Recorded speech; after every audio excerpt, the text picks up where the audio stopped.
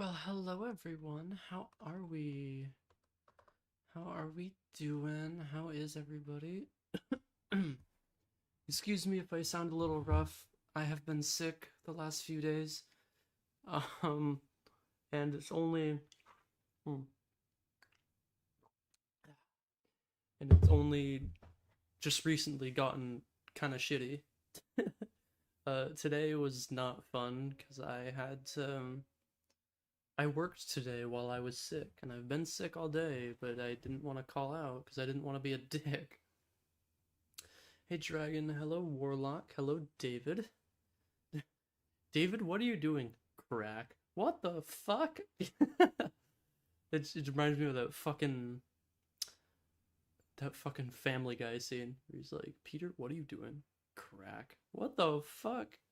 At least I'm not drinking. Real. Hello Atriox, welcome in, welcome in. How are y'all doing tonight? We are watching We're watching some video essays tonight. Well, at least one to start off. I have one lined up. Let me just... Okay, hang on a second. Okay. Alright, a word. Figured out why you couldn't craft? Oh, because you... Why is that? Yeah, I never figured that out either. Technically I am, because I've only really been into Warhammer for like for like 2 years. Maybe, like, if that. So I'm not really like I wouldn't call myself a seasoned veteran. So I kind of am a 40k newbie, not gonna lie. I know a bit, but I don't know like everything. Hmm. Oh my god. Water. Ugh. That almost went down the wrong way. Yeah, so we're gonna be booting up a video essay that I have not seen yet. Surprising, because I try to watch video essays as often as possible. But I saved this one. I saved this one for tonight. I didn't really feel like painting anything tonight, so we're just we're gonna go with this. We're gonna watch some video essays. Okay.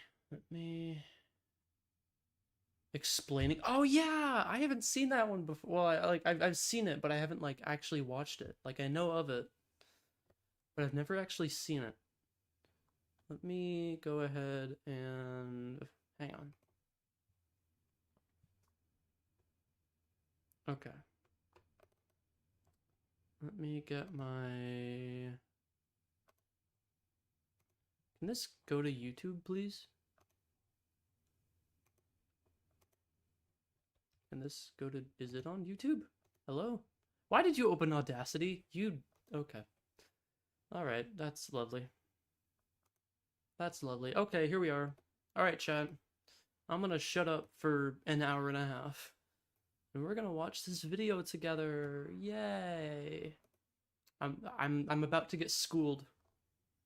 Because this man knows a lot more about this than I do. Alright, Warlock, see you in a bit. Alright, chat, grab your popcorn, let's do this. Hey Ty, how are you? Thank you, I appreciate it. Yeah, I hope I get better soon too. Let me know at all, guys, if the volume is too loud or anything. That way we can adjust. Oh my god, there we go, the volume wasn't even on. So, when I covered 40k first, I knew I was going to be rolling the dice somewhat. Pun very much intended on that one, but I didn't think that I would get the absolutely phenomenal reception that I got with that video that I published previously, so thank you so much for that. Before we jump into our topic today, I wanted to go ahead and just leave a few notes on this video. Sorry to extend it, but I thought these were relatively important for the topic at hand. The first of which is that, well, it's something that a lot of you correctly pointed out, but which I never mentioned in the last video. It's that 40k's narrative is deliberately left ambiguous at times, and in some places has a lot of unreliable narration. This is a crucial Yeah, thing to that's- understand about the story and universe of Warhammer 40k, and whilst some things are provable as canon, a lot of things can be left up to interpretation and are shown only Yeah, Dragon, through a one lot of this guy's perspective. like content, The like he's actual way like that the events Destiny guy. unfold will So it differ was really according cool to how see they're him like perceived. branch out into like Warhammer Sometimes stuff. there are even outright lies just sprinkled in with it all. This makes some of the canon of 40k a lot more malleable than some other fictional universes, though there are most definitely some things that are set in stone, from the fall of Cadia to the burning of Prospero. Yeah, we'll talk about a bunch of those in this video. Speaking of which, there were some things that I got wrong in my last video, and as a relative newcomer to the content scene of 40k, I may have been following the game casually for decades, but I can still absolutely make mistakes. So if you do spot errors, go ahead and point them out. As a newcomer to the content scene of 40k generally, I'm very much building upon the shoulders of giants, and as a human being I just get stuff wrong. This isn't like my other Destiny content, where I've been actively scouring the game for 10 years. So, Yeah, if you this see guy used to something make that is like wrong, Destiny content. please go ahead and point it out in the comments section. And then do he not got mind smart. whatsoever. My objective And he started is to making other inform. stuff. With that being said, we're going to talk a little bit more about one of the key elements that you find within Space Marine 2 today, and that is, of course, the Forces of Chaos. I covered the basics of Chaos in my primer video, but for today, we're going to delve down into the madness. A lot of Here you we were go. sitting there and The expecting madness. me to immediately Ooh. start making 10-hour-long lore videos, and whilst that is certainly possible with 40k's lore, I think we need to start looking at principal topics that are relevant to Space Marine 2 in particular. And the reason for that is because, well, a lot of people are just getting introduced to 40k because of Space Marine 2. So we might as That well is talk true. about the elements of Space the game Marine 2 was that a are gateway drug for a immediately lot of relevant people. and immediately present that you can see and that you might understand. Going Myself over every not trait included, illusion because and I every got into Primarch it before it might was happen cool. at some point and someday. But for the moment, I really want to try and retain some focus on the game because it is the introductory point for a lot of people. That Space being Marine said, 2 I don't is... think it's hang on. really helpful for me to immediately I'm gonna start pause real quick so I can hear myself think. Space Marine 2 is a very beautiful game, and I was so upset that my rig currently cannot handle VTube Studio and fucking Space Marine 2 at the same time. It is very unfortunate. Very unfortunate. It's so unfortunate, dude. I'm so upset that I wasn't able to get it to work. talking about the Chaos Space Marines that we face in-game without giving you an underlying thread or so of knowledge. I say thread, really I mean more of a framework, because here's the thing. I could sit there and say that the Chaos Space Marines that you fight in the campaign and on the operations Hey Jordan, of thanks for the sub. Space Marine 2 are the 1,000 Sons of Magnus the Red, who are closely aligned with Tzeentch. And to everyone who knows 40k and reads up on the lore and plays the tabletop, Thank you. you'll understand what all that means, but to Welcome in, newcomers, welcome in. that Thanks for sounds hanging like out. I've just talked a total load of gibberish. Not too out of character for those who worship Tzeentch, but that's beside the point. With that in mind, I'm going to try and cover some ground that we already talked about in the primer today, but I wanted to focus on big topics that I would consider to be required as baseline knowledge for all of Chaos and, well, everything about it. So with that in mind, we're going to cover a lot of things. The Four Gods of Chaos, the Great Game, the Eye of Terror, the Imperial Truth, how it affected the Word Don't you Bearers mean- in Lorgar, the don't- fall of Horus. Don't you mean the Imperial lie?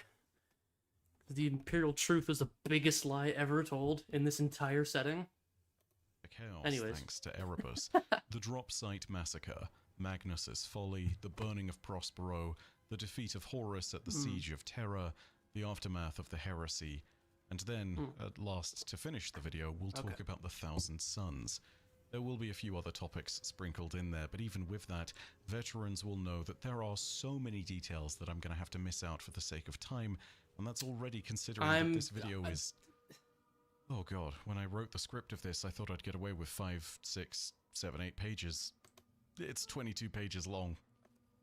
Wait, how many? Hang on. 5, 6, 7, 8 pages. It's 22 pages long. Jesus Christ. There was, God, what was I gonna say? I was gonna say something like 2 seconds ago, but I forgot what I was gonna say. God damn it. Anyways. Long. I don't know how long that is in video terms, but it's long. And even with that, there are going to be stories that I just don't get to cover. The fall of right, Cadia okay. and the I remember what I was gonna say. Yeah, I'm willing to bet that there are people in this. I'm not even gonna bother looking at the comments, but I'm willing to bet that people are gonna be like, you didn't cover the you know, like whatever the something, I don't know. of the Great Rift. They're definitely going to Oh, you didn't cover my favorite chapter, the Ball Munchers. Stand out there, but there are also dozens of other stories concerning the individual legions that won't get covered. But for the moment, I want to get everyone who watches my videos to a comfortable baseline where they can talk about what you see in Space Marine 2 and keep up with everything. So, let's dive into the madness and talk about the 4 great powers themselves. The 4 gods of chaos. If this was... Oh, of course there's an ad. That's... Oh, hey, it's Destiny Rising. The Destiny gacha game. Sorry in advance, by the way, because I'm sick. So I might be, like, sniffling and coughing throughout, and I'm so sorry. Oh my god. Touched on the 4 gods of chaos in my last video, but I don't think there's enough that can ever be said about them. One small thing at the very beginning as well, which is not in my script, but it should be noted that whilst there are 4 main gods of chaos, it's this guy. there are lesser chaos entities and lesser chaos gods within the warp. If you're looking at the realm of Warhammer fantasy, you are looking at entities like Shut. Great Horned Rat. I think it's also worth remembering that there's been the constant issue of the sons of Malice and Malak. Oh, he didn't even say the Great Horned Rat, man. The Great Horned Rat is a major chaos god in AOS, and he didn't even mention it? That's crazy. That's crazy. For God knows how many years. Point being, whilst I'm going to talk... Yeah, rest in piss, Malice. You will not be missed. By me, at least. ...predominantly about the 4 chaos gods, know that the warp is full of entities, and whilst these are most certainly going to come up in some stories, they will have nowhere near as much relevance as the 4 major gods of chaos, who I think it is quite probably accurate to Nemeroth is pretty cool in terms of his design. I do kind of wish... I never played Space Marine 1. I do wish that he looked more like a demon prince. Because, like, this one right here, like, this... This is, like, phase 2 Nemeroth when he, like, ascends, like, in the middle of the fight. I do kind of wish that he looked more like a demon prince and less like just a big Terminator, but whatever. Important characters in all of Warhammer, save for perhaps the Emperor of Mankind. They not only appear in every edition of Warhammer, but also every iteration of it, be that Warhammer Fantasy or Age of Sigmar or just Warhammer 40k as we're covering right now. You might have seen me use some footage in my last video of some massive demons from Khorne and Tzeentch, and yeah, that footage is taken from Total War Warhammer 3. I love it's a Total Warhammer actually, game, just but it's kidding. the I don't Warhammer like Fantasy IP as opposed to the Warhammer 40k one. The nice thing is that the gods of chaos are consistent throughout both properties. I was literally... Oh, that's a lovely frame to pause on. I was literally just about to say, I love Total War 3, but then I was just like, no, I don't, actually. I played it for, like, the broadside of 10 minutes, and I was like, this is not fun. I don't really like this. Anyways. Khorne, Tzeentch, Nurgle, and Slaanesh appear in both, even if there are slightly different narrative beats to it. There have been many hints at the idea that these 2 universes cross over, but the major point is that a lot of the stuff thematically for the 4 gods is consistent through both universes. You'll see the same kind of major and minor demons. The gods are responsible for the same domains, such as War for Khorne and Plague for Nurgle. There are a lot of differences from the characters involved in each setting to the level of technology, or lack thereof as it might be in fantasy, but the broadest strokes are somewhat transferable from property to property. You get what Khorne is about in one, and you can be damn sure you're going to get what he's about in the other. But as I said, so true. There are 4 major gods of chaos, and if you want to know each of them, it helps to understand what each of them represents and each of their domains. It's also worth remembering that despite most of the chaos gods representing certain negative aspects, such as hate or pain, they also have positive aspects or neutral aspects to them. All emotion feeds the warp and empowers one chaos god or another. It's also worth remembering that whilst I'm referring to some of these gods with genders such as Khorne and Nurgle, they're all technically psychic beings of the warp that have no single true body and who transcend mortal concepts like this. It's a little bit like talking about an eldritch god from Lovecraftian horror in the sense that it's easier to describe them as they or it rather than assigning he or her to them. In fact, the gods openly play with this concept generally. The god of Slaanesh openly toes the line on such classifications I was of just gender. about to say. Flaunting it is kind of their thing. But we'll get there when we get there, and prepare the demonetization sticker. Probably the best known of the Chaos Gods is Khorne. Hey, Big Daddy number one. He is the Chaos God of blood, but he is also the god of war, murder, conflict, hatred, courage, and honor. Within his domain in the realms of chaos, there is only an unending battlefield. Hello, hogged with Bloodthirster. volcanoes, forges, blood rivers, and flows of molten brass. Alright, Dragon, see you in a bit. At the center of the madness, Khorne sits atop a brass throne within the brass citadel. This is known as the Skull Throne, and Khorne's most devoted followers and cultists are intent on offering ever greater bounties of skulls to adorn their patron's seat of power. Khorne is often depicted as a masculine figure clad in brass and iron armor from head to toe, cloaked only by flames and shadow. Big boy. Rage is eternally written across his face. Whenever there is a conflict in the universe, Khorne is empowered, and it is for these reasons that it is commonly accepted that he is the oldest and most powerful of the Chaos Gods. In his service are his demon hordes, including bloodletters and bloodthirsters, Khorne demons, my beloved. entities of fire and bloodshed who bring great weapons of war and primal ferocity to battle against Khorne's foes. Amongst Khorne's servants are also the fallen Space Marine Legion of the Primarch Angron, the World Eaters.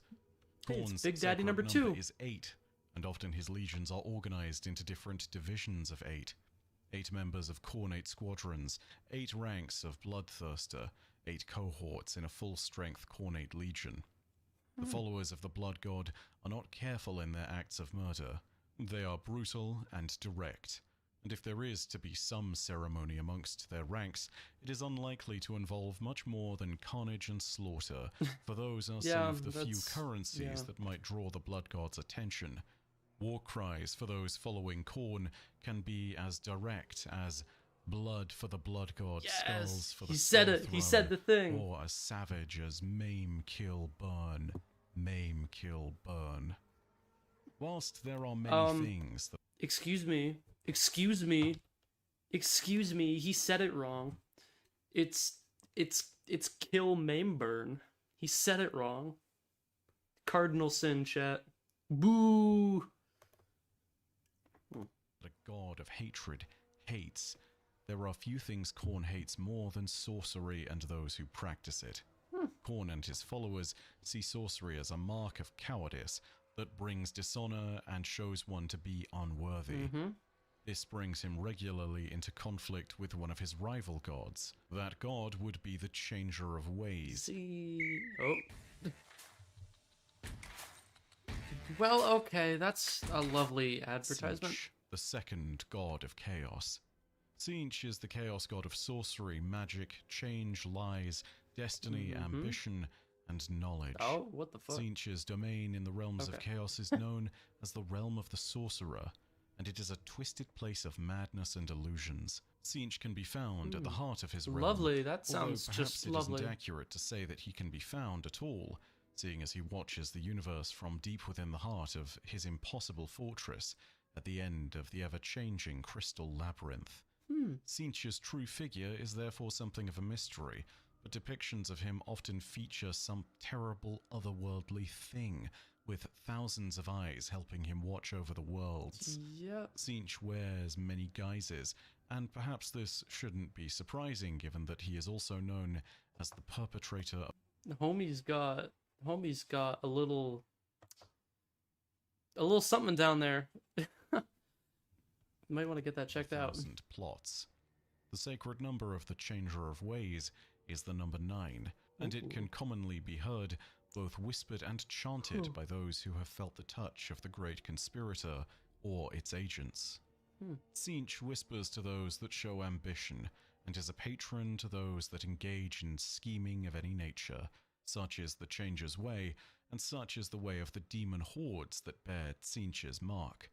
Amongst their ranks can be found chaos horrors, and those who have been mutated by the touch of the warp. But in the elite ranks of Tzeentch's forces, one can find the Lords of Change, great towering figures of a distinctly these alien guys. appearance. I love them. Giant carrion birds with staves of magic. They are conduits for some of the most potent sorcery in the universe. Tzeentch also holds sway over the traitor Chaos Space Marines of the Thousand Suns Legion, whose most powerful members follow in the footsteps of their Primarch, Magnus the Red, and are either bound eternally to their armor Oh my god. or are powerful sorcerers, a story we'll get to in a moment. The followers of the Architect of Fate will preach that all plans and Total mortal War desires looks are known fun. to Tzeentch, and that not a single person Total War looks very fun, but like I don't know. I just okay. I don't actually know how much time I have in Total War 3. I think I have less than an hour.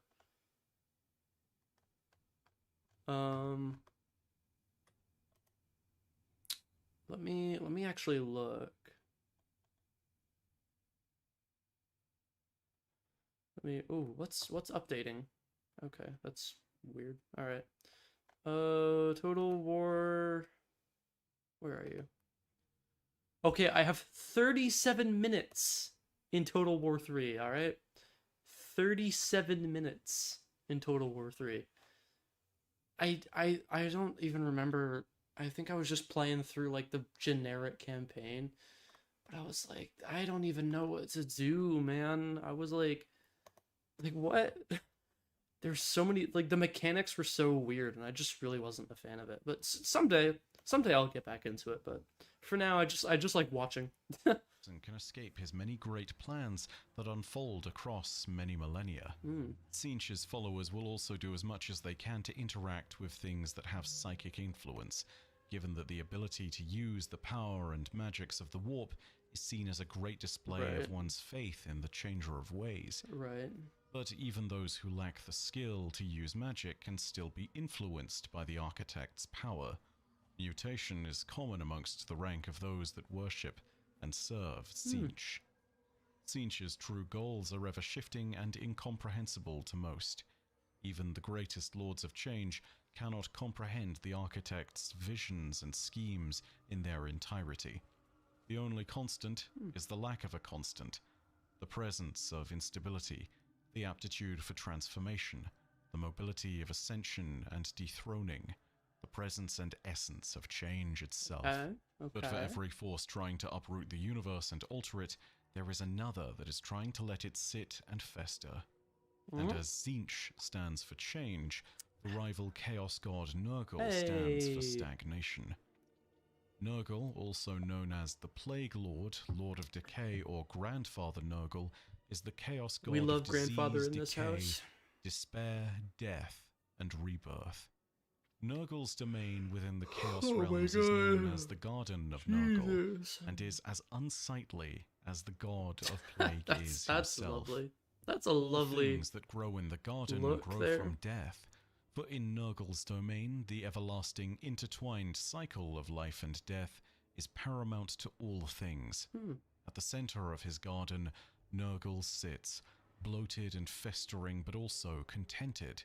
With him, one might find his terrible cauldron, which is reportedly large enough to contain the oceans of every world.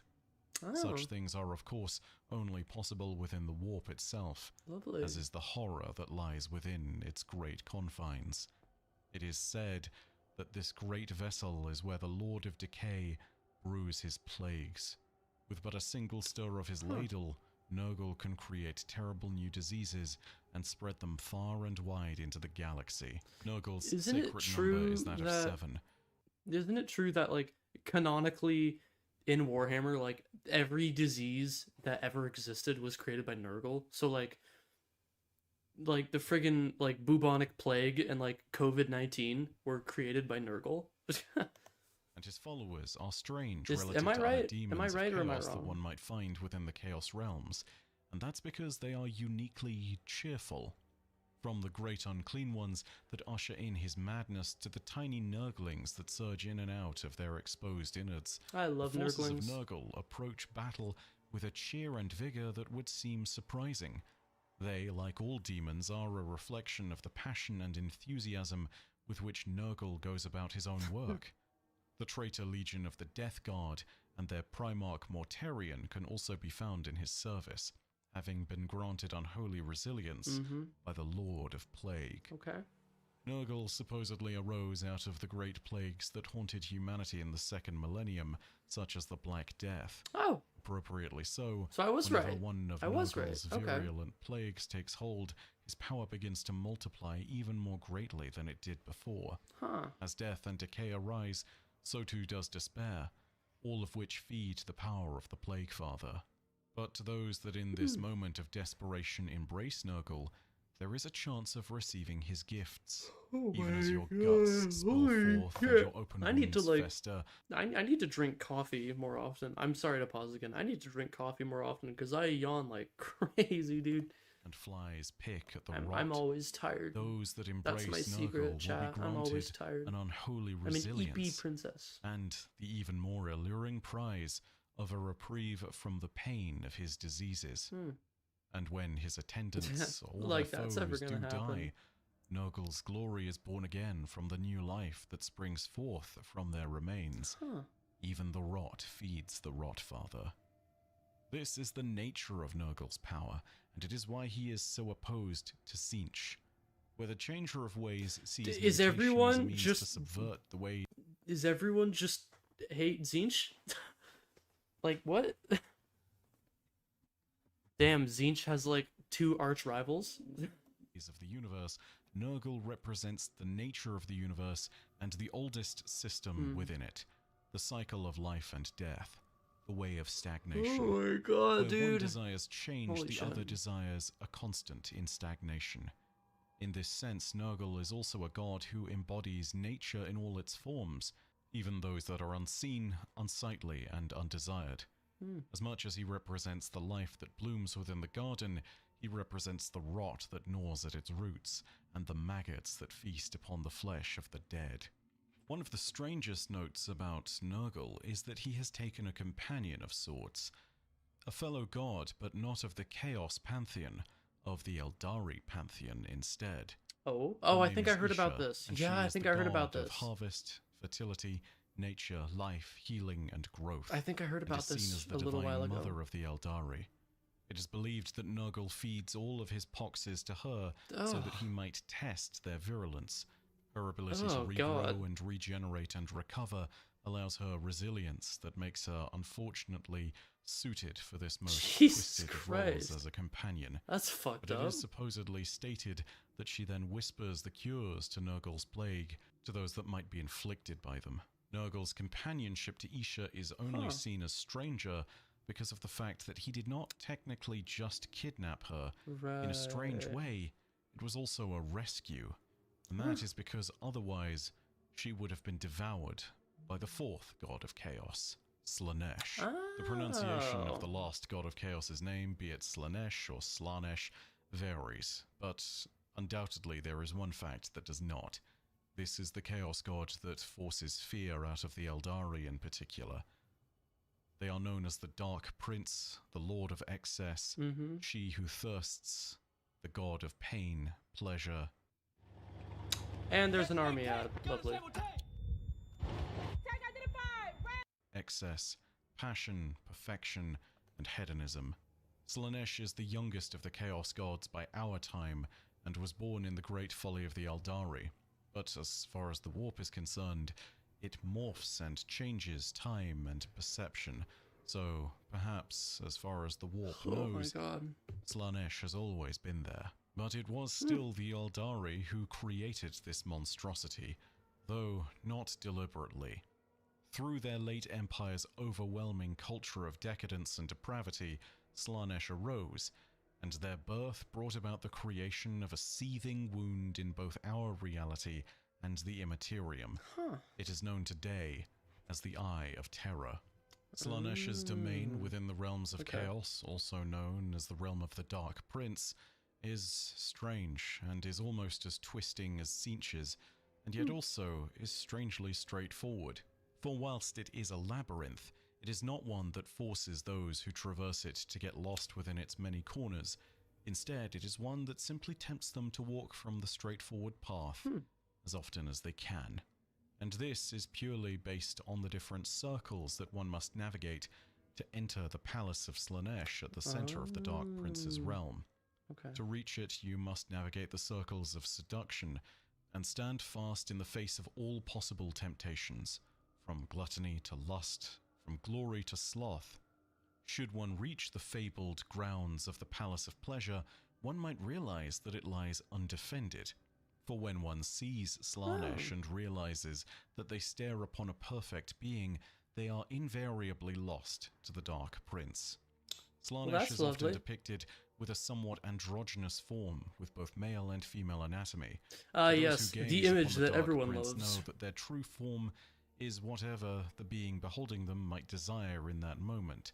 Slaanesh, in this sense, has many forms, or no true form, though the common factor amongst all iterations of Slaanesh and their demons are a pair of devilish horns atop their head, and potentially the addition of claws.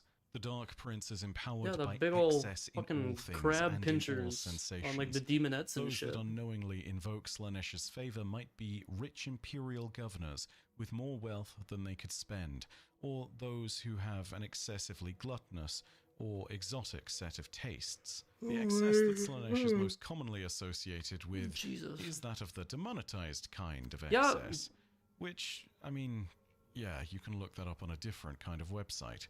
But the important aspect of these things is not what they are, it's the fact that they are the most excessive versions of that experience.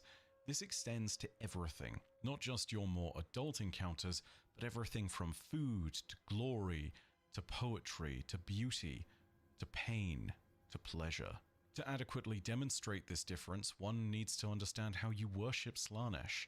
If you face a warrior of Khorne on the battlefield, he might attempt to honor his lord by giving you the kind of blood-filled and quick death that you would expect in martial combat. If anything else, this is part of what separates Khorne and his worshippers from the worship of Slaanesh. Death is sudden. With a sacrifice to the Dark Prince being quick, there is nothing that can truly be gained, but if it is slow, then there are a wealth of experiences to be had.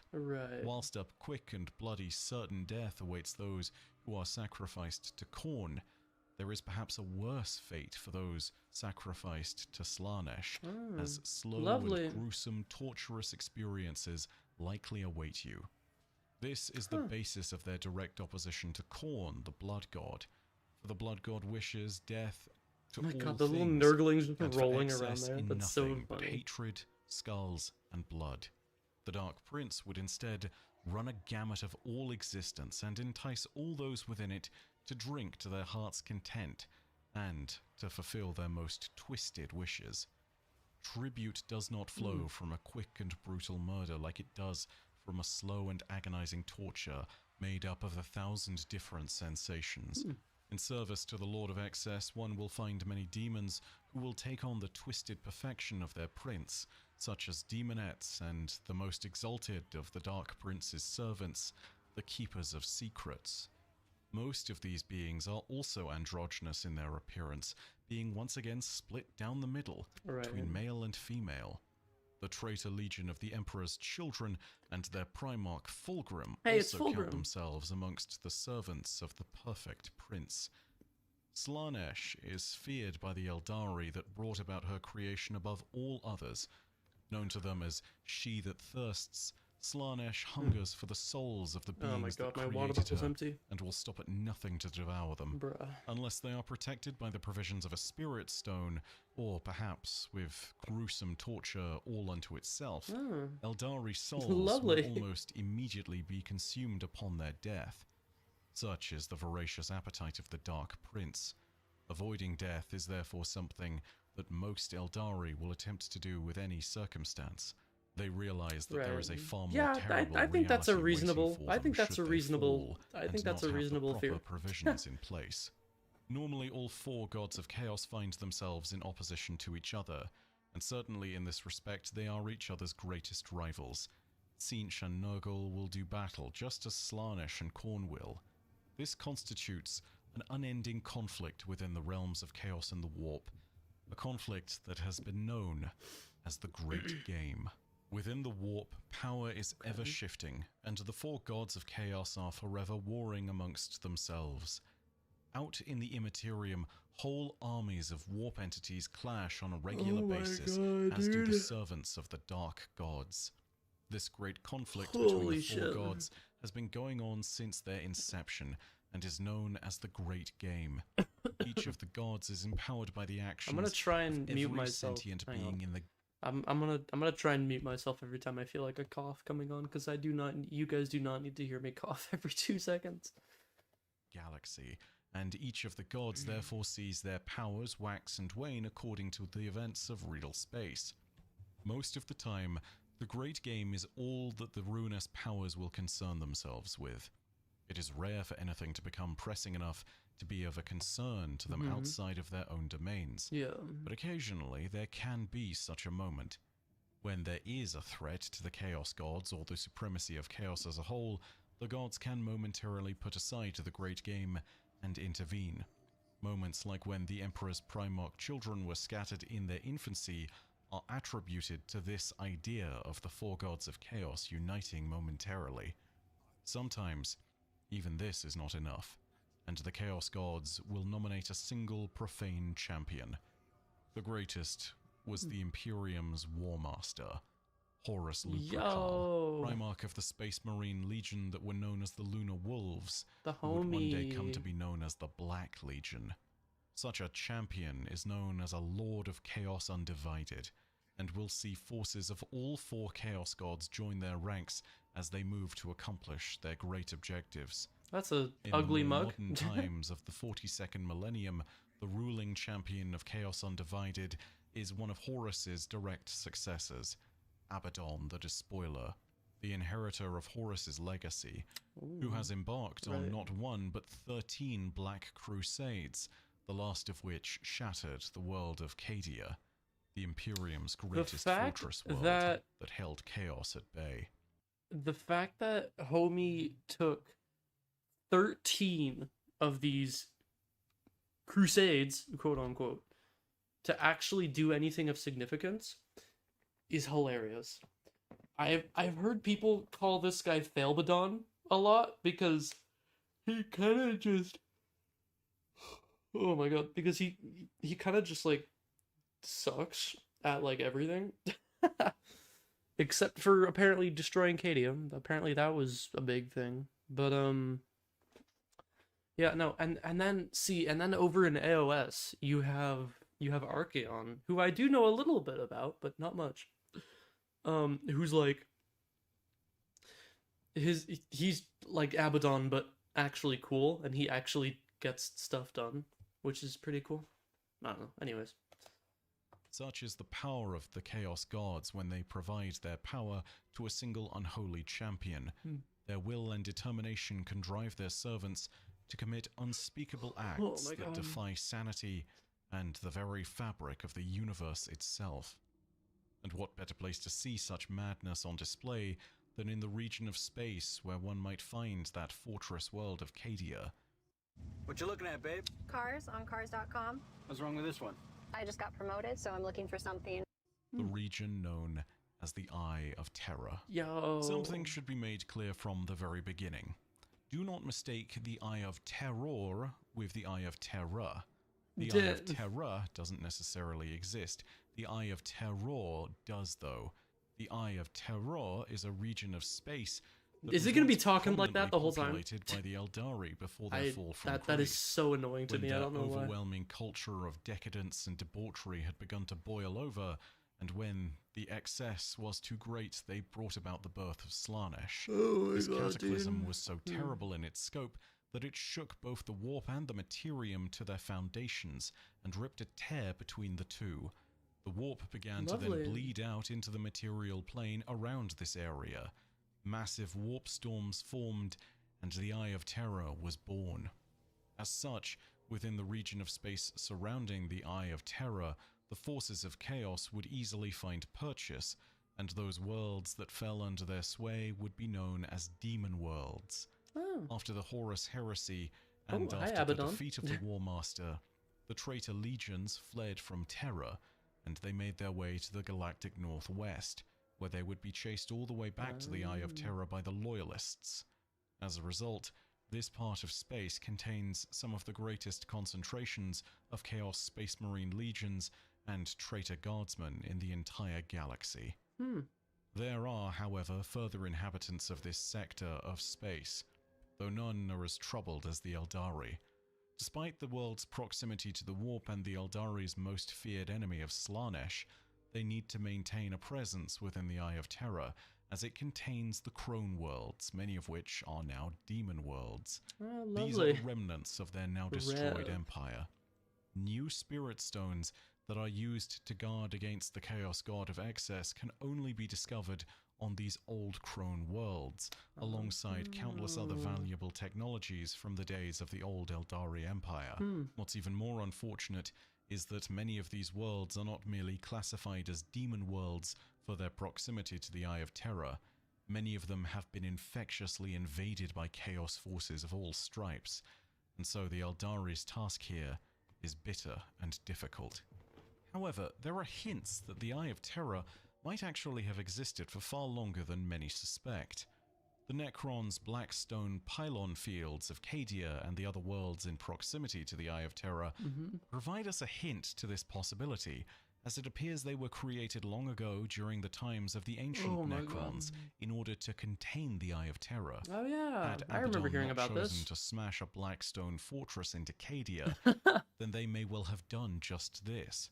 Over the course of the many Black Crusades, though, Abaddon the Despoiler destroyed many of the pylon fields on other worlds, and with the destruction of Cadia itself, the Eye of Terror began to grow, implying that the pylon fields were indeed part of what was holding back this great storm of the warp. What happened next is not completely understood. Whether it was a result of the pylon field's destruction alone, or the fall of Cadia, or the return of the Primarch Rabuta Gilliman, or a combination of these events, the warp began to expand chaotically outside of the Eye of Terror.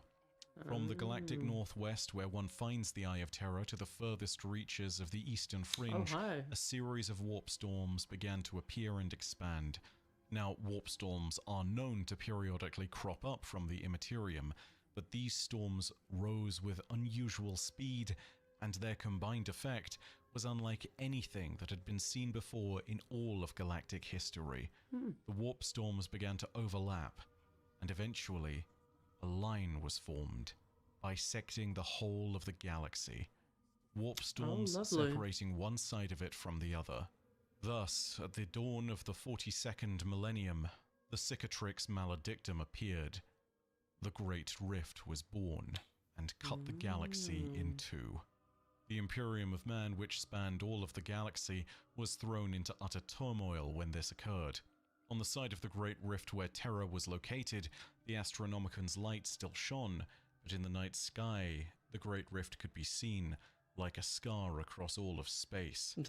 For the worlds on the other side, though, the reality of the situation was far, far more dire. Without the light of the Astronomicon, the great lighthouse of Terra, there was no way of safely navigating the warp, and thus the worlds on the other side of the Great Rift were cut off from all their supplies and communications with the wider Imperium. Worlds in this part of the galaxy are part of what is referred to as the Dark Imperium, or Imperium Nihilus. Many worlds near the Great Rift have disappeared or been consumed in madness, as time and the laws of reality are bent by the powers of the warp. These worlds now find themselves in a desperate battle for survival, as demons and legions of traitors are mobilized to conquer in the name of the ruinous powers. At this time in the 42nd millennium, where 40k finds itself now, forces of chaos have never been Isn't more it 41st? But astoundingly enough, all of these events would arguably never have happened if it wasn't for the actions of the Emperor himself and what he did to his Space Isn't it Marine 41st? legions.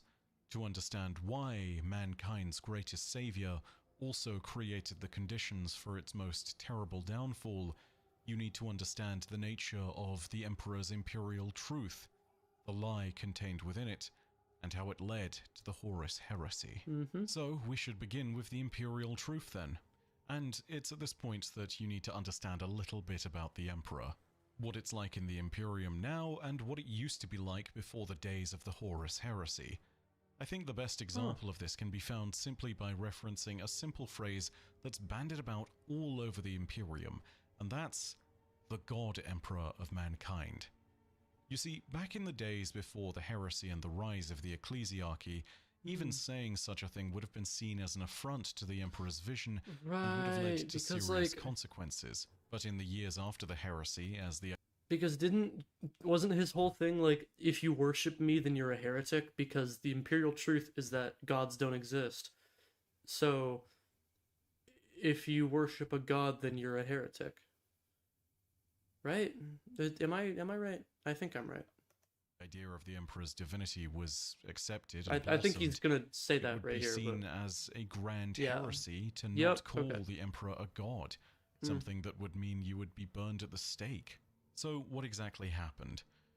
Performing on the biggest stage What exactly in the world happened? was just Another one freaking step ad on my popped up journey. on a YouTube video. Hi, Well, after the Horus heresy, the Emperor began getting worshipped as a god, and there was the rise of the ecclesiarchy, and eventually it became something expected of imperial citizens to refer to the Emperor as the God Emperor of mankind, because faith in the Emperor was beginning to manifest in the truest of forms. But what about everything before? Why was it previously a taboo for people to call the Emperor a god? Well, I'm not going to explain the former, but I am going to explain that. It all starts with the beliefs that the Emperor propagated as he took over Terra at the end of the Age of Strife, where humanity nearly destroyed itself. This is the so-called imperial truth. It's the ideology that the Emperor championed for all of mankind, which proclaimed that there were no gods, that nothing was supernatural, and that mankind would advance to glory and rightfully rule the galaxy through a true understanding of the sciences and through rationality. Right. This belief was materialist, secular, scientific, logical. The Emperor also banned the use of artificial intelligence within the Imperium, as he had seen the devastation that had been wrought upon mankind in the Dark Age of technology, Honestly thanks based. to the Men of Iron and the Men of Gold, but that's beside the point. For the Emperor, this was a means of helping humanity to escape the previous pitfalls that it endured thanks to religious superstition in its past. The imperial truth held that yes, there were other dimensions, and there were certainly other alien races that held powers that could be seen as magic. But the core of the imperial truth also stated that these powers were simply poorly understood, and that, supernatural as they might seem to us now, with a proper understanding of the nature of reality, they too could be explained. It was upon this imperial truth that the Emperor of mankind built his entire dominion, and regardless of his intent with these beliefs, they would unfortunately plant the seeds of his downfall. The idea that there was no supernatural element to the world was, of course, the lie at the heart of the imperial truth.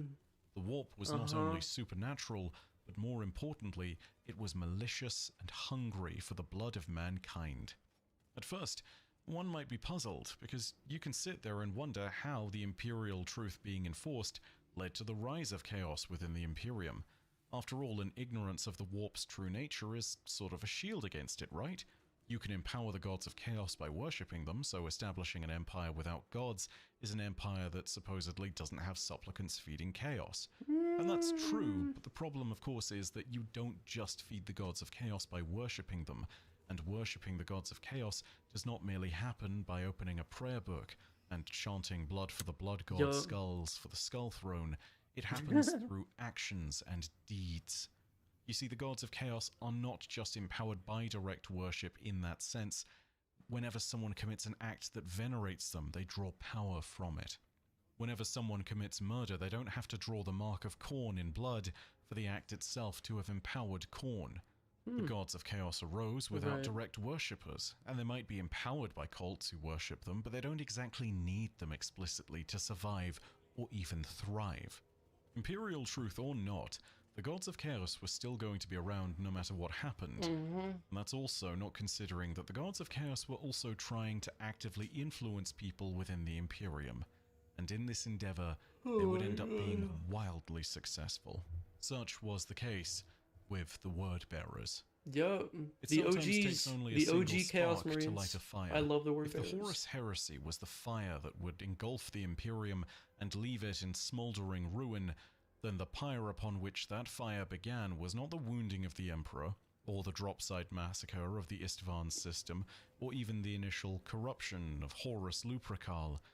It would instead be the faith of Lorgar Aurelian, the Emperor's reaction to it, the fate of the so-called perfect city Monarchia, and the actions of the ruinous power's most useful mortal instrument, Erebus.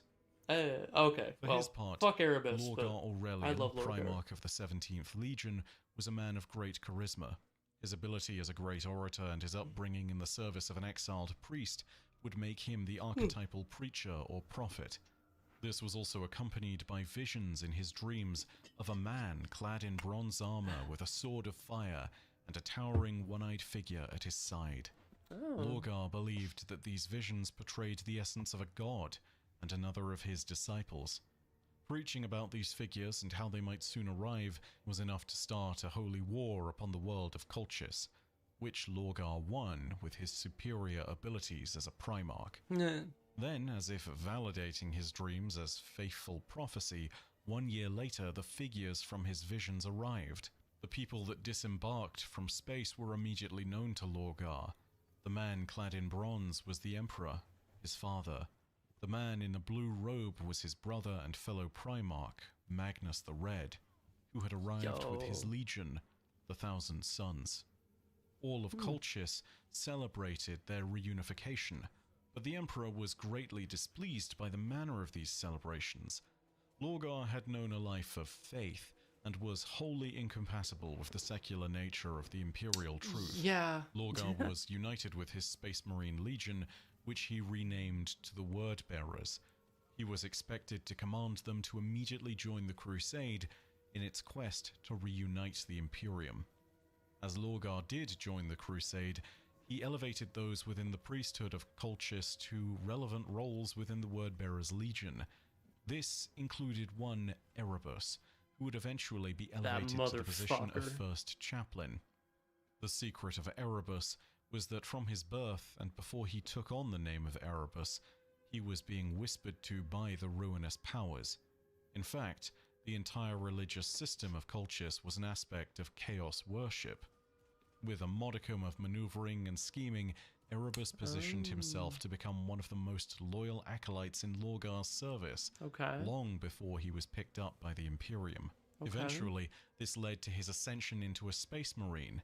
Whilst he would need to bide his time, he would be the spark for this kindling. But first, there needed to be a pyre. This is where Lorgar would play his part, because he really did not understand the nature of the Great Crusade and the empire that he had joined. This empire of secularism just didn't make sense to Lorgar, and regardless of what Lorgar felt, the Emperor desired secularism even towards himself at all times. Tragically, any warnings that Lorgar might have received fell on deaf ears. His word-bearers would go on to conquer many worlds, but they would then convert them and rebuild them into great religious worlds of pristine spires and grand monuments instead of moving on to reunite more of humanity. Their chaplains would espouse the faith of the Emperor of Mankind, claiming that he was a god, and Lorgar Aurelian himself penned a great work called the Lectitio Divinitatis, and promoted the tenets of this faith. But this made the word-bearers slow, and their lack of progress would be noted by the Emperor. When the Emperor discovered the reason for this slow progress, he was utterly incensed. His son had not only disobeyed his orders, but had seemingly flaunted them before his very eyes, and had brought the one thing he had not desired into the Imperium. To the religious, this would be called apostasy. To the Emperor, it was simply betrayal. It was the Emperor's decision that Lorgar and his legion had to be punished, and that punishment would go beyond brutality. Lorgar received commands for his legion to return to the planet of Kur. This world held a special place within the heart of the Word-Bearers and their Primarch. It was where the Word-Bearers had raised the marvel that was Monarchia, the so-called perfect city. Every facet of its construction, its people, its culture, all of it venerated the Emperor's divinity, even down to the smallest specks upon the greatest of statues. I think I already know where this is going. God damn it! How about a break from the books and have some fun with this new blaster? Oh, wow. What is this? That's it. When the Word-Bearers arrived, along with their Primarch, they were forced to kneel before the Emperor. Lorgar was not greeted by his father as he might have hoped. Instead, he was reprimanded and reminded of the purpose of the Imperium and its legions. Ruh-roh. They were bred for the purpose of battle, not to spread faith. The Emperor, who was flanked by Guilliman and the Ultramarines, then commanded the Word-Bearers and Lorgar to stop and watch. They were not permitted to move. The Ultramarines and Robuta Guilliman then turned to the perfect city of Monarchia and razed it to the ground, all as Lorgar and his legions looked on. And so it was that from the fires of Monarchia, the Emperor of Mankind would again decree that his empire was not one of faith, it would be one instead of rationality and reason. Okay. Lorgar Yeah, I and can his already legion see were why. utterly broken, I can already see why both that in would. purpose Yeah. and spirit. Yeah. For weeks, Lorgar mourned the loss of his people, and in this time, there were few who could speak to him. But one such figure was Erebus. Yep. Lorgar would listen to the words of his first chaplain. Erebus spoke of the forces within the universe that would verify his faith, even in the face of what the Emperor had told him. Erebus informed Lorgar that there was indeed a force of divinity in the universe, and that he could serve it. Lorgar would set out on a pilgrimage to discover the truth for himself. This led him to Cadia, and into the Eye of Terror. He encountered many terrible forces on his journey, but in the end, thanks to the intervention of the demon prince Ingethel the Ascended, and the two-headed Lord of Change known as Kairos Fateweaver, hello. was convinced to turn to chaos. Thus the corruptions of the legions truly began with its first fallen Primarch, Lorgar Aurelian. More importantly, Lorgar realized the ultimate notion that would undo the Emperor's work. The Imperial truth was a lie. Yep. The basis of the Emperor's entire dominion was false. Lorgar might have been the first to be corrupted amongst the Primarchs, but it would take over a century for the corruption of others to take hold.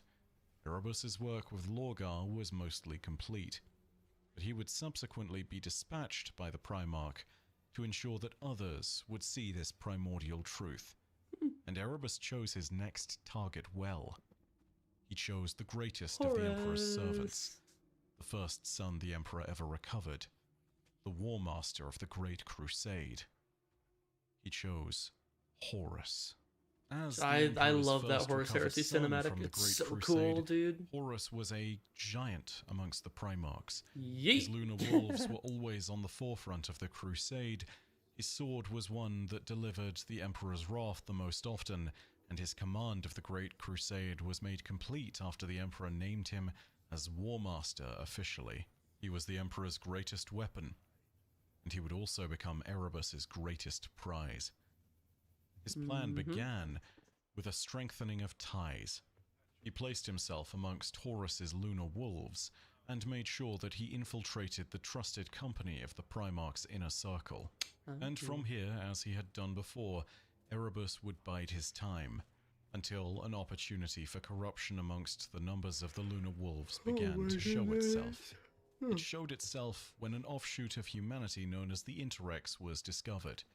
Initial contact with the Interrex was peaceful, as was sometimes the case in the time of the Great Crusade. Whilst some worlds were possessed of the foolhardy notion that they might resist the legions of the Imperium, most would see the expansive nature of the great fleets above their planets, and the might of the Astartes, and would think twice about refusing the offer of vassalization. The negotiations were going well with the Interrex as a result, but Erebus had other plans, not just to drive the Interrex into war, but also for something that they held. He breached the Great Interrex Hall of Devices. From here, he stole an ancient weapon, a blade known as the Anathema. When this blade was reported stolen, it quickly led to the breakdown in relations between the Interrex and Horus's Crusaders.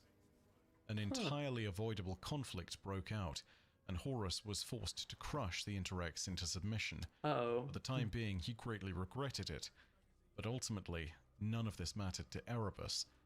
The goal of destroying the Interrex was never one he held. His goal was simply to weaken the Warmaster and make him more pliable, and he had a tool with which he could accomplish this. Taking the Anathema, he would find one of Horus's oldest and most trusted human friends, Yugen Temba. Yugen and his crew would fall to chaos and were gifted with horrific powers and resilience by the chaos god Nurgle.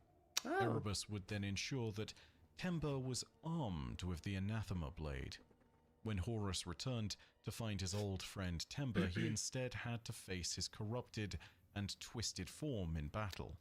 Empowered by the Anathema, Temba struck Horus with a mortal wound.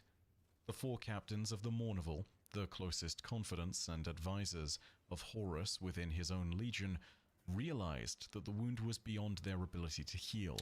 It was here that Erebus stepped in and offered assistance. Of course. Stating that he could find a new way to heal the Warmaster, but only if he was entrusted to Erebus's care. And so it was that Erebus was able to commune with Horus's unconscious mind. Within Horus's mind, Erebus set about corrupting the Warmaster to the powers of chaos. Magnus would attempt to intervene and save his brother, but it was far too late. After the Warmaster awoke and recovered from the wound of the Anathema blade, the path of history had been set. Horus would turn on his father and the Imperium of Man. He would become the champion of the ruinous powers and would take the first steps on the path to the Horus heresy. When He Horus said it, guys. was ready He said to the start thing. his great rebellion, he had made a crucial assessment of the legions under his command and where their loyalties would lie. If he was going to overthrow the Emperor of Mankind, his first strike would need to be a decisive one. From there, he would need to push his advantages all the way to the Golden Throne of Terra itself. He would not only need to purge the loyalists of the Emperor within the ranks of the legions at his command, but he would also need to deal a crippling blow to those legions that would be unswervingly loyal to the Emperor, even to their dying breath. This would all be accomplished within a single system under false pretenses, and that system would be Istvan. This solar system was home to the rebelling forces of the Istvanians, and it was on Istvan III that the legions of the Death Guard, World Eaters, Sons of Horus, and at least a few of the Emperor's children would be initially purged of loyalists. If Horus declared war against the Emperor immediately, his legions would be split down the middle, and infighting would prevent any meaningfully unified resistance from taking place. This was why Horus's assessments of his legion were so crucial. God damn it. The majority of those Astartes I just that got were loyal to the flashbanged by a Emperor razor were rat. That's deployed crazy. planet-side on Istvan III. When the loyalist forces of those legions were all planet-side, Horus made his move and released the so-called Life Eater virus, a weapon with the power to kill the Astartes and the Istvanian forces en masse. Those forces on the surface that were loyal to Horus were ordered to seal themselves in bunkers or within the sheltered hulls of Titans so that they might escape this blight. But the loyalists were left exposed and withered away into nothingness. Rip. Only a few fortunate souls were able to escape this reign of terrible death. In the following engagements, on the planet's surface, Horus would proceed to order his traitors to wipe out the remaining loyalists that had seen the Warmaster's treachery. After this goal had been achieved, it was time for Horus to go after the legions of his brothers. And though it was on Istvan III that the first blow was struck, It was on Istvan V that the Horus heresy would truly begin. The battle would take place and would be known as the Drop Site Massacre. Yup, okay. And I would know a see the little bit loyalist about Raven this one. Guard, Salamanders, and Iron Hand legions ambushed by the traitor legions in great numbers. True to its name, the massacre rendered the forces of the Iron Hands almost completely eliminated. Only 3,000 Raven Guard Astartes escaped. The Salamanders also suffered heavy casualties. Most importantly of all, both the Primarchs of the Iron Hands and the Salamanders were killed in this defining opening engagement of the Horus heresy. The death of Vulcan of the Salamanders was not completely consequential, given that he was a perpetual, a being with a spark of immortality, who would even return during the days of the heresy to face down other traitors within the legions of the Astartes. But the Iron Hands Primarch Ferrus Manus was not so lucky. His death Fulgrim would be killed him, didn't final. they? But the Horus Fulgrim heresy kill him? is a massive sequence of events. It is a time when at the height of its power the Imperium of Man absolutely tore itself asunder. But the defining battle of the Horus heresy was always one that would be fought for the true seat of humanity's power in Sol. It would be decided in Terra, and the Siege of Terra would be the cataclysmic battle. God, that everyone these expected cinematics it to are be. so freaking cool. There is one event that I'm going to touch on before we talk about that. One that made the So Siege cool. of Terra all the more difficult for the Emperor.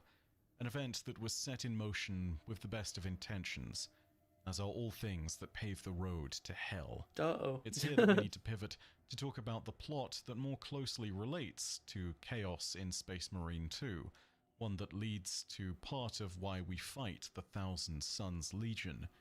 Much as there are many, many important events in the Horus Heresy, there is one that directly impacted the faction of Chaos that we will fight against, and it would happen thanks to their Primarch, Magnus the Red. There are some who will argue persistently that Magnus did nothing wrong. I was just I'm about not to here say get into the that. specifics of whether that's a valid Hey, opinion Dragon, or welcome not. back. What I will say is that I think it's fair to interpret Magnus's folly as a tragedy from any perspective. I will also say that without his actions in this time period of the Horus Heresy, it most certainly would have been much simpler for the Emperor to defend Holy Terror. To understand Magnus, you need to understand that despite his appearance as an entirely red-skinned giant individual missing one eye, he was not some great brute.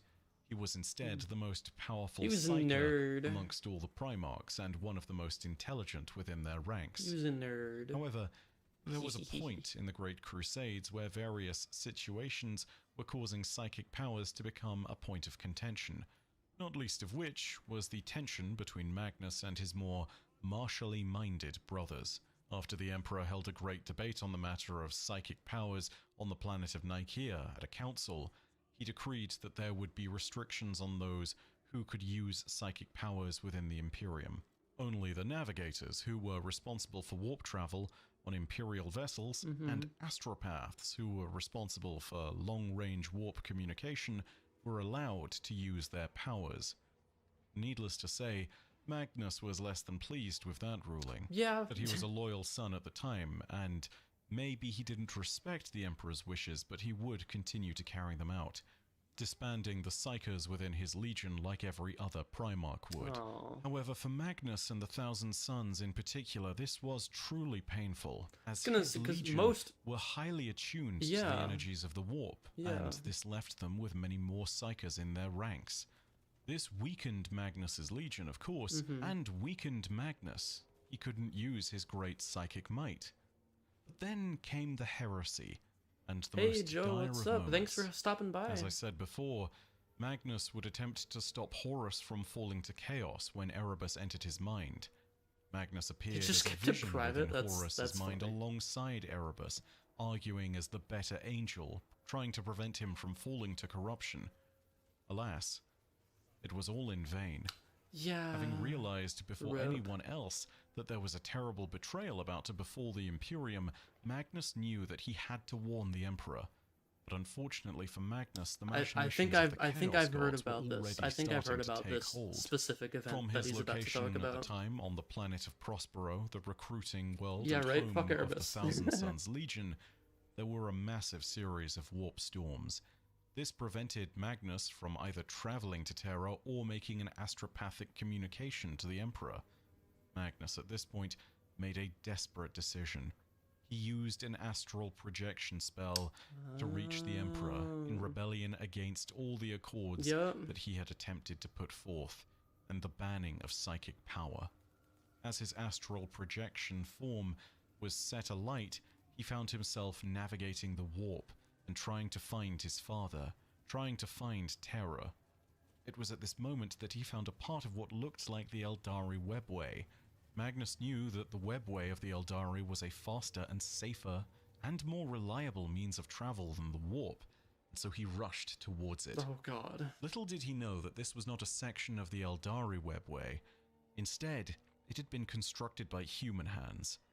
This was a part of the Emperor's attempt to imitate the great technology of the Eldari and gift it to mankind. It was part of the Emperor's own webway project. Despite all his best efforts, Magnus could not push through the outer walls of the Imperial webway to gain access. His power wasn't enough to breach into the corridor. But then, a strange voice began to emanate from within Magnus's psyche. It promised him that his purpose was not in vain, and it promised him the power necessary to break through and reach his father. Magnus proceeded to wet the bed after he screwed the Emperor's project and hid under the covers. And in doing so, well, thanks for the sub, I appreciate the it. architect of fate, the Chaos God Sinch. As Magnus burst through into the webway, the breach was opened, and demons poured through into the Imperial webway. Following the webway branch to its conclusion, when things go terribly wrong, people want to know why God let it happen. Magnus found his astral projection emerging at the golden throne of Terra before the Emperor. But the Emperor was not pleased to see him and did not listen to him. Probably not. Instead, he was enraged. Magnus had destroyed part of his Did I do that? project. Magnus is Steve Urkel now, apparently. Chaos within. To him, he was a traitor. Magnus's warnings of Horus and his betrayal fell on deaf ears. The breach was then onwards known as Magnus's Folly, and the Adeptus Custodes and Sisters of Silence would fight the demons that poured forth from it for the remainder of the heresy, thus weakening one of the Emperor's greatest forces that he could have used to stave off the enemy, and making Terra far more vulnerable in the event of its inevitable siege. For his betrayal, Magnus was branded a traitor, and the Emperor sent his executioner Primarch, Leman Russ, to bring Magnus to justice. Leman Russ gathered his Space Marine Legion, the Space Wolves, and prepared to march upon Prospero. In this moment, realizing the division of the Loyalists, Horus contacted Russ. He lied, informing his brother that the orders from the Emperor had changed, and that instead of bringing Magnus to justice, he was simply to kill him. Leman Russ gladly obliged. Of course. And so the Space Wolves and Leman Russ made their way to Prospero and set it aflame. Outraged at the destruction of the knowledge that he had gathered over the many years, Magnus engaged Leman Russ in single combat. Even with his psychic powers, Magnus was no match for the Primarch of the Wolves. As Leman Russ raised his weapon to strike a mortal blow, Magnus and the entire Legion of the Thousand Suns were teleported into the warp, thanks to a ritual that he had planned out with one of the greater psychers of the Thousand Suns, Azek Ahriman. Ahriman, Magnus's you mortal sneaky... form was I think slain I know on who Prospero Ahriman is. I'm and pretty sure I shattered. know who Ahriman is.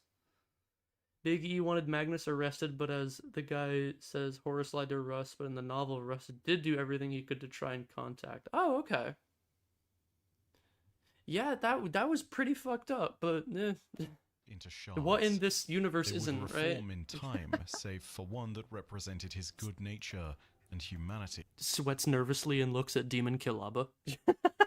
If you know, you know. For now, I don't know a lot Magnus about had Warhammer, but pulled that is all one his of the things forces that I into know. The warp, and everything of value from Prospero was gone. Rip. Magnus would pledge himself to Chaos and to the Chaos God Sinch. and all his forces would join the traitor legions in turn. Mm-hmm. As I've said, there are a lot of really defining moments in the Horus heresy. Okay, so but Ahriman after the is burning of like... Prospero, there is only... So Ahriman is like the Lucius, like the Karn, the Typhus of the Thousand Sons. Okay. Yes, I love being scared. It's like a weird sort of whatever the word is, masochism. I don't know. one other that we should concern ourselves with, and that is the greatest moment of it all, the Siege of Terra itself. But even with this most defining event, we can't cover every aspect of it. So I was right. Okay, cool. The most important parts that pertain to the final confrontation between the Emperor of Mankind and Horus Lupercal. I'm so sorry to pause again. My older sibling plays Thousand Sons. My younger sibling plays Emperor's Children. He used to play demons, exclusively demons. But then he switched over to Emperor's Children after demons got shafted, unfortunately, in 40k. I think they still have an index. I think they still have a playable index, but they're not getting a codex this edition, which is very unfortunate. I'm guessing they're gonna do what they did with demons in AOS and like slowly kind of move them into the Cult Legion codexes. But for now, I mean, there's only like a few that are even in the codexes for each legion so far.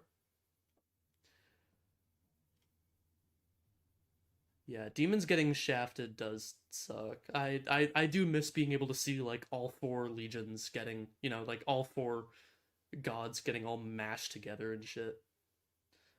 It'll be interesting though to see what they do with Be'lakor, for example.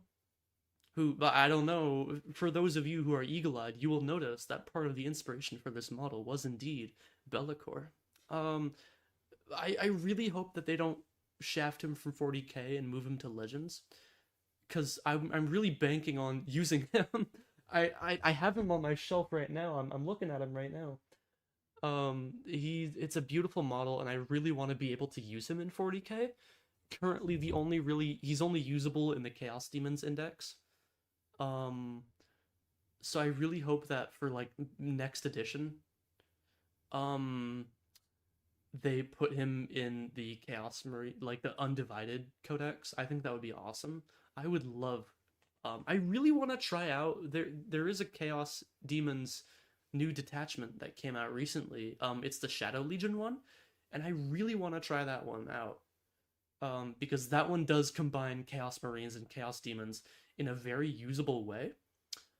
So I do really want to try that out, but at the same time, I don't want to learn a whole new faction, a whole new faction that probably won't exist next edition. So I'm just kind of waiting, I'm kind of just waiting until, hopefully, knock on wood, that he'll be added to a generic Undivided Chaos Marines next edition. But yeah, anyways, because banning Be'lakor is your favorite work, yeah, dude.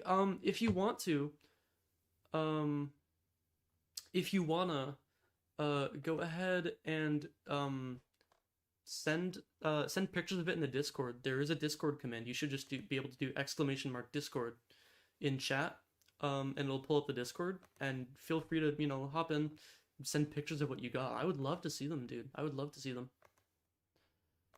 I went into some details in my last video, but the reality is that the entire confrontation goes a whole lot deeper than I previously stated. If you missed that video and like this one, you might want to check that one out, especially if you're new to the setting. The broad picture at the end of the Siege of Terra looked pretty grim for the Loyalists. The Dark Angels, Space Wolves, and Ultramarines were trying to return to Terra as fast as they could, but the traitor legions had been grinding the fortifications built by Rogel Dawn to dust with a slow and steady determination. Despite various successful skirmishing actions by the White Scars of Jagatai Khan and the valiant defense of the Blood Angels, it was clear that things were not going well. But Horus knew that time was also a critical factor, so he enacted a rather desperate gambit. he wished to face the Emperor alone in single combat, and he knew that the Emperor's death would crush the Loyalist forces. So, he lowered the defenses on his flagship, the Vengeful Spirit. This way he hoped to lure the Emperor into a trap, and into a final confrontation, so he could kill him outright once and for all, empowered by all 4 gods of chaos. For his part, the Emperor had been at the Golden Throne, trying to keep it operational. Was Horus ever like a demon Primarch? I don't think he ever, like, I've never seen, because like I know that he was like empowered, like I know there's like a, oh, Horus ascended or whatever, but I don't think he was never like a demon Primarch, was he? Like he was never like something like Angron or, you know, something like that. He just got juiced up. Okay, because yeah, I never saw anything about him becoming a demon, but at the same time, it was like, oh, he got empowered by the Chaos God. So it's kind of the same thing with like Abaddon, I guess, kind of. As the hordes of demons assaulted it from the webway entrance below, one of his closest advisors and one of the most powerful psykers in existence at the time, Malkador the Sigillite, Malkador the Goat? the Emperor of what had happened. I love Malkador. And that Horus's vessel was weak enough to strike. Gathering his sons and advisors, the Emperor informed those in attendance that he was going to assault the Vengeful Spirit personally.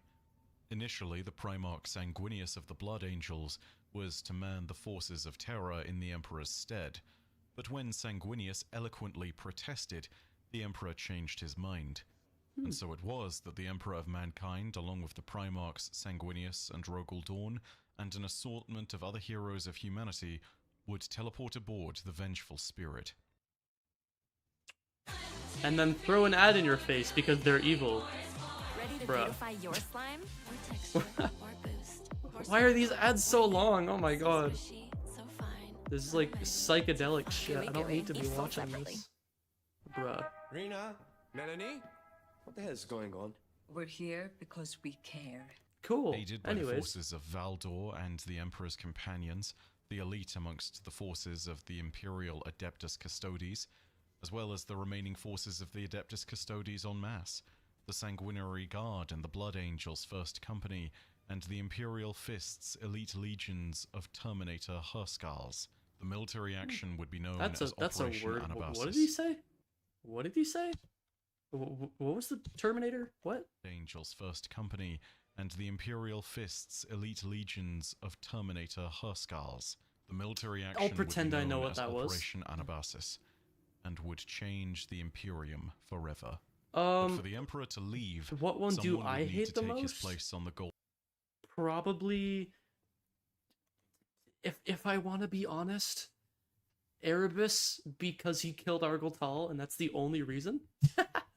If I had to say another guess, I honestly just throw any named Ultramarine Lieutenant, Primaris Lieutenant specifically, and I will probably say that that's my least favorite. Huskars, an old term for companions, lieutenants. Oh, okay, cool. All right. I thought that's what the word was, but I was like, what? I don't know. Plus, this guy's British, so I was like, He's already talking weird. Golden Throne, and in this endeavor, Malkador the Sigillite would take up the Emperor's mantle and keep the webway under control in the Emperor's stead. It was a sacrifice that would cost him his life. Shit, man. As one of the few who Lots had of been old with the culture Emperor references in since near the 40K. beginning Word. of the Imperium, and one of his truly most faithful servants, the Emperor elected to declare that this man would no longer be known as Malkador the Sigillite, but would instead be known forevermore as Malkador the Hero. No member of the Imperium has ever been honored in such a way since, for even though he was wise beyond his years and held remarkable psychic power, Malkador was, by many other measures, just another normal human, in the presence of the inhuman and some might even say godlike Astartes, The goat, Custodes, real. and Primarchs. But with his sacrifice, he had gifted the Emperor and the Loyalists a chance at victory, and so they seized it. Teleporting aboard the Vengeful Spirit left everyone in a state of disarray. Many were separated from their initial boarding groups, and Horus was able to spring his trap at last. Many that made their way to the vengeful spirit were waylaid by some obstacle, or pinned down by ambushing forces, or captured in illusions. Horus's corruption was so strong that he even managed to temporarily corrupt the Emperor's own custodian guard when they arrived. Several of them had to be killed by the Emperor himself before he could cleanse the taint of chaos from the remainder of them. Oh, damn. Whilst the boarders would eventually regain control of the situation, they were left weakened by the opening assault, and they were heading to face Horus in a piecemeal fashion, as opposed to a single united front. The first to reach him was Sanguinius. Oh, and then Horus killed him, right? He had seen visions of his own death, and wished to defy fate even as he met it head-on. During their conflict, Horus attempted to convince Sanguinius to join him many a time. Sanguinius refused Horus's offer at every turn, even in the midst of brutal combat, even as he was losing. As Horus sensed the Emperor approaching, he finally ended the duel, shattering Sanguinius's angelic form and breaking perhaps the most beloved of the Primarchs across the entirety of the Imperium. The death of Sanguinius would be felt by his entire legion, sending them into a frenzy of carnage and bloodshed that was insatiable. The legion had felt such blood. I was gonna say, isn't that what they ended up calling like the Black Rage or the Red Thirst? Or wait, okay, I always get confused. So the Red Thirst is like when they're all like, Sanguinius. Is the Black Rage like that, but like different? I've never understood the difference between the two. I've never understood the difference. The Red Thirst. But Sanguinius had taught his legion to take control of their emotions and to channel the energy of this Red Thirst. Okay, so the Red Thirst was before. But with the death of their Primarch, all the Blood Angels experienced the moment of his passing and saw Horus's vision on the face of every friend and foe. The legion was overtaken by madness, the Black Rage. Okay, so the Black Rage was after. That rendered them completely insane. They drove back the forces of chaos, but the loyalist forces were likewise ravaged by the legion of the Blood Angels and their sudden onset of blood-spurred insanity. Lovely. The Emperor arrived to face Horus Lupercal, but he was too late to save his son Sanguinius. He ordered those at his side to take down Sanguinius's body, which had been strung up by demons. Even as Horus brushed aside the Astartes and made mad proclamations at the Emperor of Man, his father did not address him. He instead addressed the gods of chaos directly, declaring that they had killed his son, referencing not just Sanguinius, but also Horus himself. The War Master did not take kindly to being ignored, and launched into direct combat with the Master of Mankind. Yeah, no, I'm not playing Space Marine 2. It's just a clip. And saw Horus and the Emperor battling each other on not just the vengeful spirit, but across many different dimensions and locations in the past and future. Many details of the Emperor's battle with Horus seem strange and are the subject of legend. Some say that it was a member of the Custodes that attacked Horus and gave the Emperor a key moment to escape.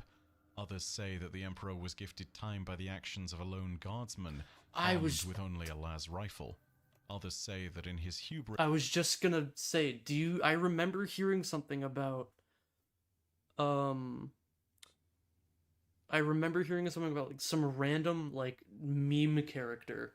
I don't think it's like a real thing. I think it's just like a meme character of like this dude, this random like Joe Schmo guardsman who just like plinked a las rifle blast off of Horus, and the Horus was like, "What the fuck?" And then Emperor was like, "Oh shit!" Horus temporarily gave up his powers of chaos to destroy the Emperor with his power alone. With the Propel app, you can easily check your EVT balance, save money, and stay informed about your Regardless of the truth, even though he had been utterly shattered by Horus's unending assault, the Emperor was able to strike and deliver a mortal wound to Horus, channeling all his psychic might into Horus's body, even as the Chaos Gods reasserted their control. The Emperor was able to sunder Horus's soul utterly.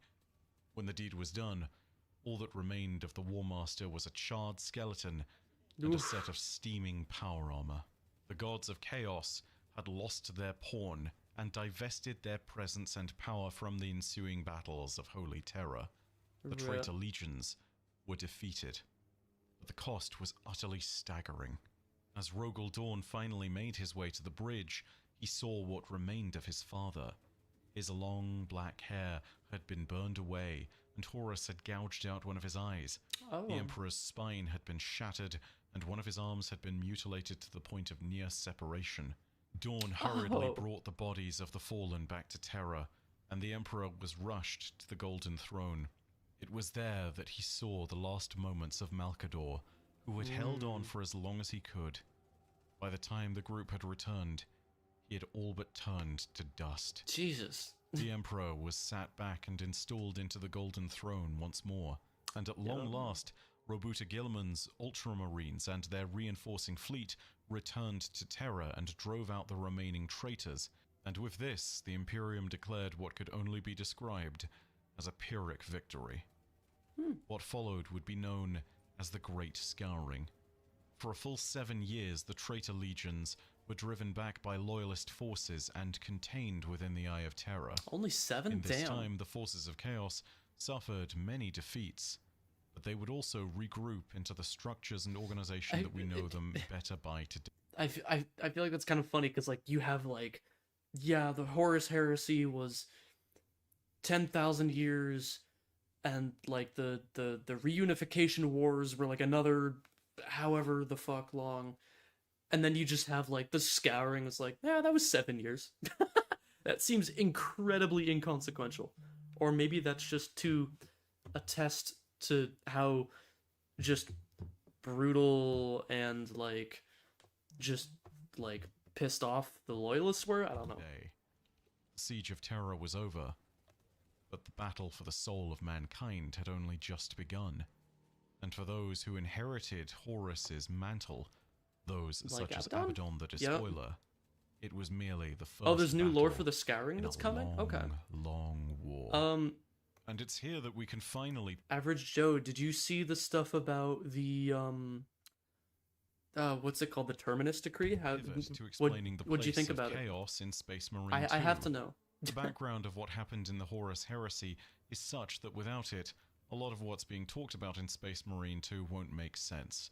Space Marine 2 is set 11,000 years after the Horus Heresy, and so many things about both the Imperium and its relationship with the traitor Astartes has changed. The Emperor is now worshipped as the God Emperor of mankind, for starters, and the strict religious doctrine of the Imperium has been cemented, and the imperial truth has been rewritten and forgotten from what it used to be.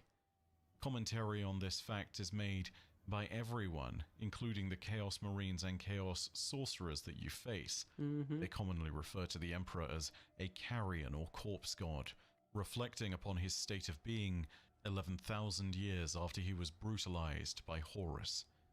But to understand the specific enemy you face in Space Marine I thought it was 2, a we're going to little need to talk about underwhelming. Magnus the Red again, I because love it's his traitor legion that we face off against, the Thousand Sons. There's This a lot of traitor like legion really was, of cool course, art led by though Magnus that's the Red, been like who hailed made from the about it, planet which of was Prospero really cool. after being But banished in the his whole infancy like thing all was the just other kind of Primarchs by the gods of chaos.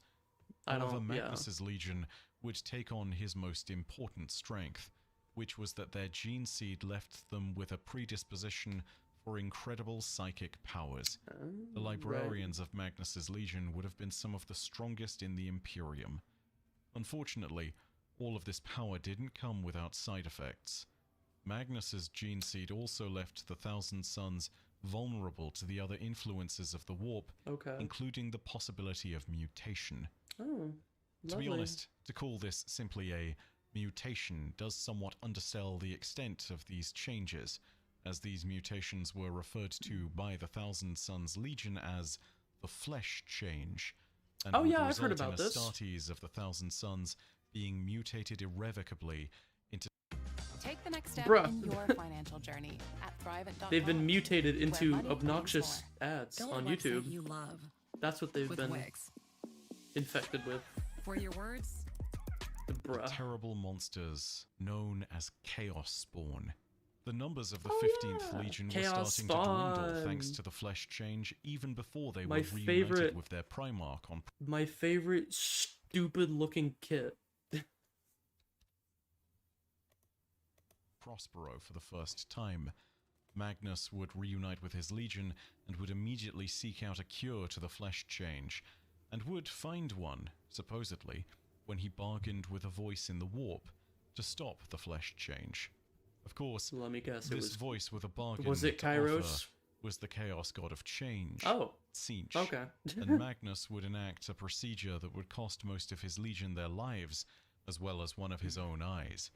But it seemingly would work, and the flesh change would go into remission for a short time, even though only about 1,000 of the 1,000 Suns would remain. Hence why they're called 1,000 Suns, I'm guessing. Would begin to assemble arcane lore and forbidden knowledge to him. He would collect all of these findings in the so-called Book of Magnus. All this went on despite the Emperor's warnings that he should not pursue such dark knowledge. After Magnus had been defeated by Leman Big E Russ, straight gave back Magnus at a the second burning of chance, but he Prospero, turned it down. Yeah, his that sounds like form was Magnus. broken into 5 shards, which needed to be reunited to allow the Primarch to persist. 4 of these 5 shards were collected by the various forces of the 1,000 Suns, who eventually brought them to Magnus's main shard, which had manifested on the planet of Sortiarius, the planet of sorcerers. Eventually, it was discovered that the final shard of Magnus was located on Terra itself, so Magnus finally accepted that he should join the traitor legions and march upon the Imperial Palace. Right. By using psychic masking, Magnus and several of his most trusted sorcerers entered the Imperial Palace. After being informed by Malcador the Sigillite that it would no longer be possible for him to reclaim the 5th shard of himself, which had been placed in one of the early predecessors of the Grey Knights, Magnus was enraged and would endeavor to head to the Golden Throne to confront the Emperor personally. When he reached the Golden Throne, Magnus was held in a vision by the Emperor, who showed him what awaited him had the legions not turned traitor. Magnus saw a vision of the Imperium reunited down to the last planet, connected by the webway of the Imperium, the Emperor's great gift to humanity. And Magnus himself sat atop the Golden Throne, with the ability to peer into all the knowledge of the multiverse. The Emperor offered him this future, and claimed that it was still possible. But part of the price of such a change of fates was that the whole of the 15th Legion, every last one of the 1,000 Suns, had to be killed, as their mutations made them too dangerous to exist within the future of the Imperium. He probably was not a fan of that. As it turned out, Magnus's deal with Tzeentch had not cured the flesh change. It had only temporarily halted its spread. Magnus contemplated the decision, but could not bear to lose his sons, even to satiate his desire for knowledge. In this moment, as Magnus rejected his cause, the Primarch of the 1,000 Suns awoke to find himself doing battle with one who had been guarding the Emperor the whole time, the reconstituted Primarch Vulcan of the Salamanders. He had been reformed and returned to defend his father in his darkest hour. Before Vulcan could land a mortal strike on Magnus, the Primarch gave himself fully to the powers of chaos and turned traitor entirely. Magnus the Red was ejected from the Imperial Palace by the anti-demonic wards and defenses that had been erected within the facility. But from here onward, his path and the path of his legion was set. They would be traitors, and would ally themselves to the Architect of Fate, the Lord of Change, Tzeentch. Later in the Siege of Terra, the two Primarchs, Magnus and Vulcan, would do battle once again, and would meet their ends for the sake of the heresy at each other's hands. Vulcan was reduced to atoms by Magnus's spellcraft, and Magnus was banished into the warp with a final strike from Vulcan's hammer. Magnus was not dead, and would still retain control of his legion, but having been banished into the warp, he would no longer be able to take part in the conflict on Terra. When the 1,000 Suns and other traitors did retreat in the Great Scouring, the 1,000 Suns would reassemble on the planet of sorcerers. The Legion had survived, but the Emperor's words had turned out to be true. The flesh change had returned. Magnus had not truly stopped it after all, even after spending the lives of thousands of his sons and even one of his own eyes. In an attempt to stop the flesh change permanently, the Thousand Sons sorcerer known as Arzak yep, there he is. would gather a council of sorcerers within the Legion to his side and would consult the Book of Magnus. Within, Ahriman discovered the instructions for a great ritual that he might be able to conduct.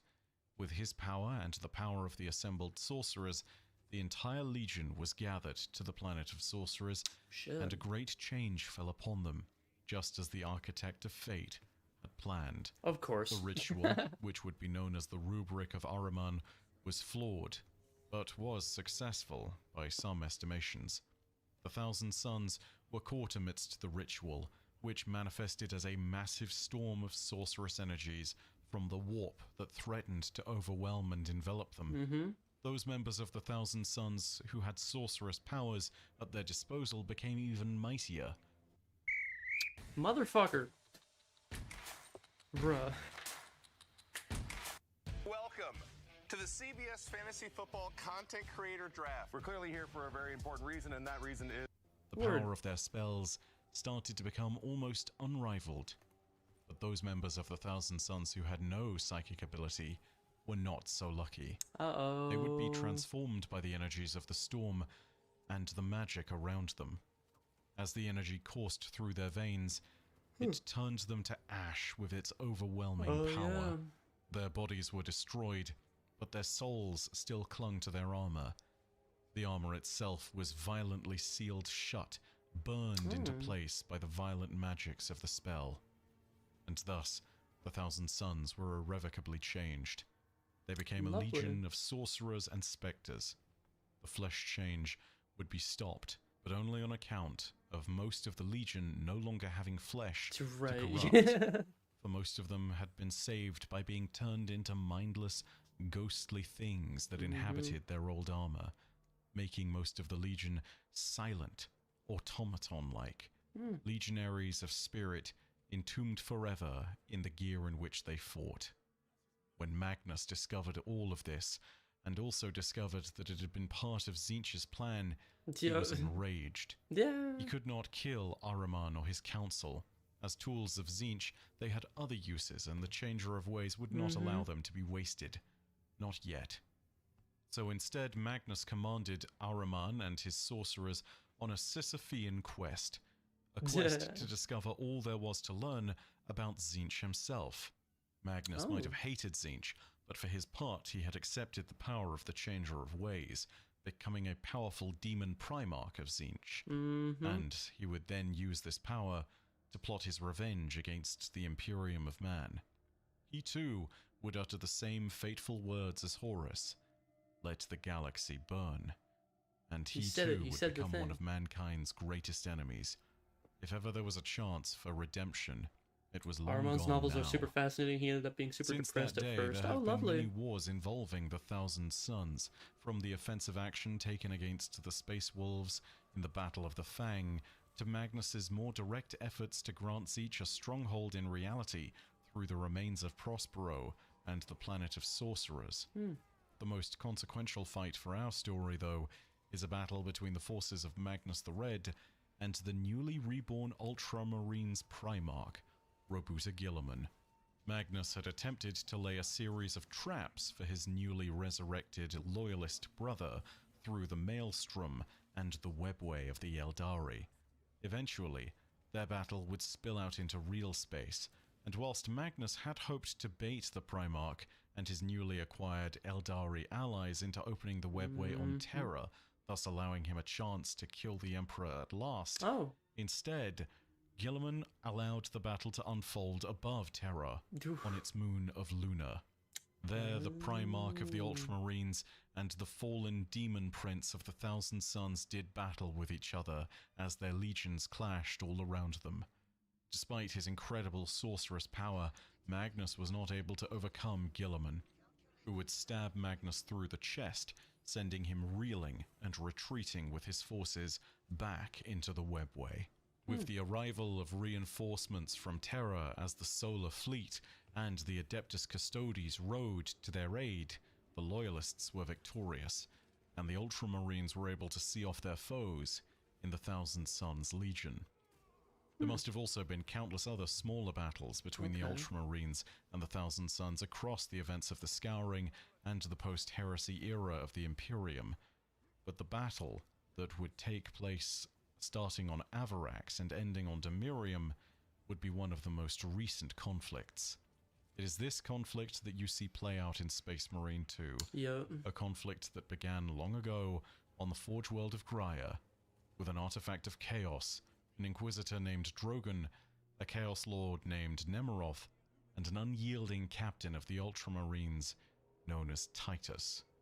Now Titus faces a new challenge, a threat known as Imura, one of the many sorcerers of the Thousand Sons Legion, one who has been blessed by Sinch with many gifts. And as the shadow of Titus's past comes to haunt him, there is a battle that I remember from before town after following once more. Wait for a while, it was the return of Primarchs and Orc vehicles that brought me back. That's so valid, dude. Of the Thousand Sons. Thank you very much for watching this video. I'm not a veteran of this universe by any means. And leave your own thoughts down below in the comments section. At some point, definitely not. I've only started. I really only started at like the tail end of I think so yeah, 9th edition I started technically. So that was a little while ago now. But like, oh my god. I started with Deathwatch actually, and then at the beginning of 10th edition I played Tyranids, and then I switched to Chaos Space Marines, and I've been a Chaos junkie ever since. Yeah, the rest is history. Sorry, I'm gonna pause again. I am so mad. I don't even play Deathwatch anymore, but I'm still so upset with what they did to them in the current edition. That was just ugh. I do also hope to make a video covering the Tyranids. Something which is a more general overview, and something which hopefully is not going to be as long as this, but then again, maybe it is something you enjoy, and if it is, hey, I'll keep trying to make this stuff as long form as it gets. I do like to cover things in detail, so who knows, maybe that'll be a 3-hour video. All that being said, if you want stories from other universes, both near and far, go ahead and hit subscribe, and the bell next to subscribe. You want 8 armies? Holy shit. But as per usual, know that your viewership is Which ones? is quite enough for I gotta know. And that in the meantime, my name is Bife. For Audacia ad Astra. I'll see you, Starside. Hell yeah. Okay. Good video. I will link it. At some point. Oh my god, Postra. I love Postra. He's my favorite horror content creator. Yeah, Average Joe, tell me which armies you have. I want to know. And yeah, they absolutely... I love Deathwatch as a faction, but I'm so upset with what they did to them on the tabletop. That was so upsetting to me, dude. I was so mad. I was like, I don't even play them anymore, but now I don't even want to try. I was thinking, like... I was literally, like, telling myself, like, I still have all my Deathwatch stuff. So... And I still do, unfortunately. Or fortunately. But I was like, I kind of want to see what they do with them in 10th edition, and if they do okay, then I might actually get back into Deathwatch. But nope.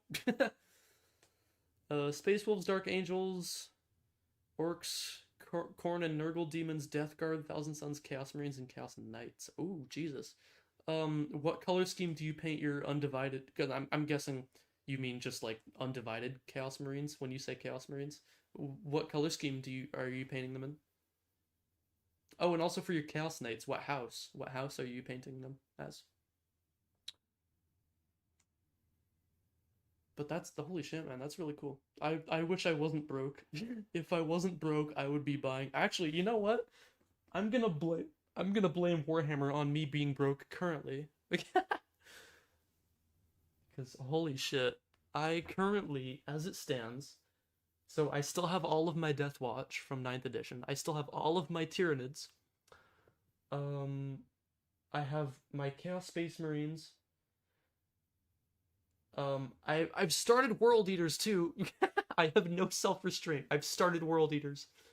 But I also have been kind of dipping into AOS a little bit. Because I've heard the AOS is way more fun. And I'm starting Seraphon. And I'm very tempted to start dipping into Kharadron Overlords as well. I don't know a lot about AOS, about 40k, and I know even less about AOS, but split the Chaos Marines into multiple groups. Oh, cool. Black Legion Word Bearers and Iron Warriors, maybe Red Corsairs. Cool, dude. I am really hoping that Red Corsairs get a decent release. I heard from a maybe iffy reliable source that Chaos Marines are getting another release either later this year or early next year. And I'm guessing it'll be Bikers and Huron. Because those are the current, oldest shitty models that are still in the current range for Chaos Space Marines. So, custom random paint jobs. Yeah, cool. I don't even know. I have a single Chaos Knight. And he's primed, and I started to paint him, but I never finished. I also have a few. I don't remember how many normal. I have some Imperial Knights. Let me actually go look. Let me actually go look at how many Imperial Knights I have. So I don't even know if you guys can still hear me. Okay, I think it is. I think it's picking up somehow. How is my camera picking up? That's crazy. So I have two, armigers. I have two armigers. Hello. I have two armigers, and I have I have two, Questoris patterns, and then I have a Dominus pattern. And all of those are primed, but not painted. Actually, well, one of my Questoris Knights was painted professionally. I paid $500 for that paint job. Which was crazy. And then I started painting one of my Questoris, or one of my,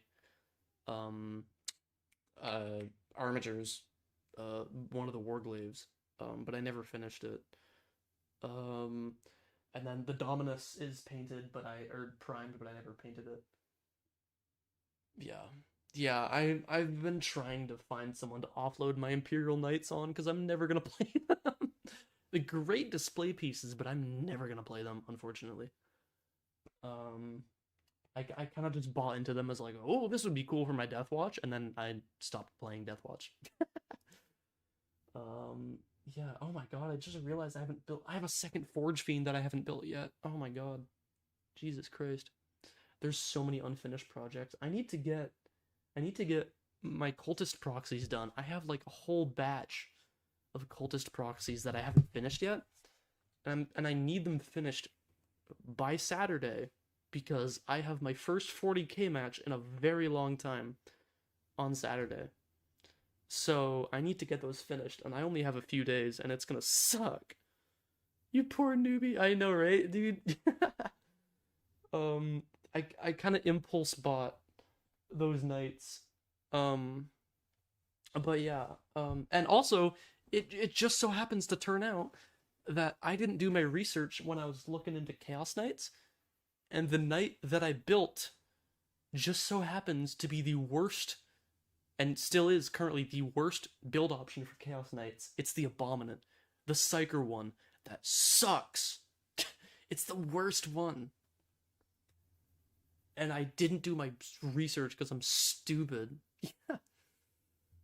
Because I'm a dum-dum, and I didn't do my research, so I ended up building. But it's the coolest looking one too. It is objectively speaking the coolest looking Knight build option, from just purely from the box art standpoint. I think it's the coolest looking one, but it's the worst, and I'm so upset about that, man.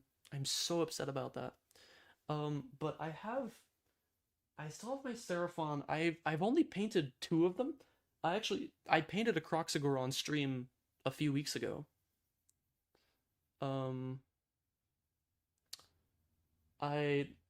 I painted a Croxagore. Actually, I have him right here. I painted a Croxagore. He wasn't that good. I think I just needed to let like the paint dry, cause like on stream I was like, he doesn't look very good. But now looking at him right now, the paint settled really well. What I did for him was I started with just like priming Corax White, and then I just did a wash of Nuln Oil because I was trying to go for like albino, like Indominus Rex looking Seraphon. So I did that. And then he turned out, and I have another miniature that I tested the color scheme on, which was just like a Saurus Warrior, and it turned out really well, and I'm really happy with it, and I really want to paint more Seraphon. I need to paint more of my Chaos Marines though. There's probably like maybe 10% of my entire Chaos Marine roster that's painted. And I'm so lazy, dude. Oh my god. Dry brushing. Yeah, that's another thing. I need to do dry brushing. I don't dry brush. I do not dry brush, man. I just like, oh my god. I don't know why. I just never really learned how to do it, so I just kind of haven't done it. I've been told like a million times that I need to do it, and I just like, I don't wanna. I've seen how good it looks. I've seen how amazing dry brushing looks. I just haven't really gone around to doing it. I'm more so still kind of in the rut of like, oh, contrast paints will make anything look better, and they kind of do. I'm not gonna dig them. I'm not gonna dig them up right now. Oh, hello. I'm not gonna dig them up right now, but one of the first obliterators, one of the first Chaos Obliterators that I painted, I used like a whole bunch of fucking contrast paints for like the flesh, and it turned out so good, and I was like, what the shit? Like, what the hell? So ever since that day, I've been kind of like obsessing over contrast paints, but not all. Yeah, no, that's valid. I'm currently trying to figure out like, so you know how like Bellacore, at least in the 40K box art, I don't know if stream is showing this. So where is he? God damn it. Come on. Oh my god, do I just have to go on Warhammer.com? I can't just find him from a fucking Google search. Oh my god, that just reminded me, I need to buy this Noise Marine miniature. I need to buy it. Because it's only, okay, but it's until September 8th, so I have time. Okay. Bellacore. So, he's got like a... I'm trying to find it. Right, so like this like blue glow kind of thing. I'm like... that's terrible. I'm trying to figure out what paints would be best for that. Because that's kind of what I'm trying to do for Bellacore, first of all. And then for like the eyes, for like the visors for my Chaos Marines and for like the cultists that I have. I'm trying to do that, and I just don't know. I'm trying to figure it out, and I have no idea, dude. I have no idea. But yeah, I really want to finish painting Bellacore. I started on him, and then I never really... I got the base kind of done. I need to go back and, like, fix the base. But I started Bellacore, and I never finished him, which is very unfortunate. Actually, while I'm here... Oh, you're still out of stock? God damn it. That's upsetting. I'm trying to get my hands on one of these for a while, and these always out of stock, dude. Celestria gray based in a sharp blue. Okay. So usually, oh hi. So usually, at least like what I learned from, when I was painting like green glows for like certain models that I have, I learned the method for that was Corax White, and then God, what's the paint? Tesseract Glow. I'm gonna get fancy with the symbol Celestia first, then white highlight, then a lighter blue highlight after the contrast. Okay. Or is there like a specific paint though? Like that's what I'm wondering. Is there a specific paint that's good for like blue glows? That's really what I want to know. Like if there's any specific, I think there was one that I picked up. Hang on, let me see. I picked up Aethermatic Blue not too long ago because I heard it was pretty good. I haven't tested it yet, but I've heard it's good. But yeah, I'm so upset that this guy's still out of stock because I'm trying to get him because there's a new AOS like tabletop game, like a tabletop RPG, or like a new version of it. I think it's called Soulbound. Hang on, let me. Is it called Soulbound? Yeah, Soulbound. So there's like a new version of this that's coming out. That's like chaos focused. And like the whole thing is that you can play as like a champion of like any of like the gods pretty much. So like you could do like a slaughter priest or like a blight king or like a gray seer or like, you know, something like that. And it looks so cool and I really want to play it. And one of my buddies plans on running a campaign for Soulbound when that expansion comes out. So I've been trying to get my hands on this specific model for like weeks. And he just hasn't been in stock and I've been so mad. Every time I check back, he's still not in stock. There is an official. Okay. See, why didn't I just look at that? Hang on. Let me just like... I watched this already?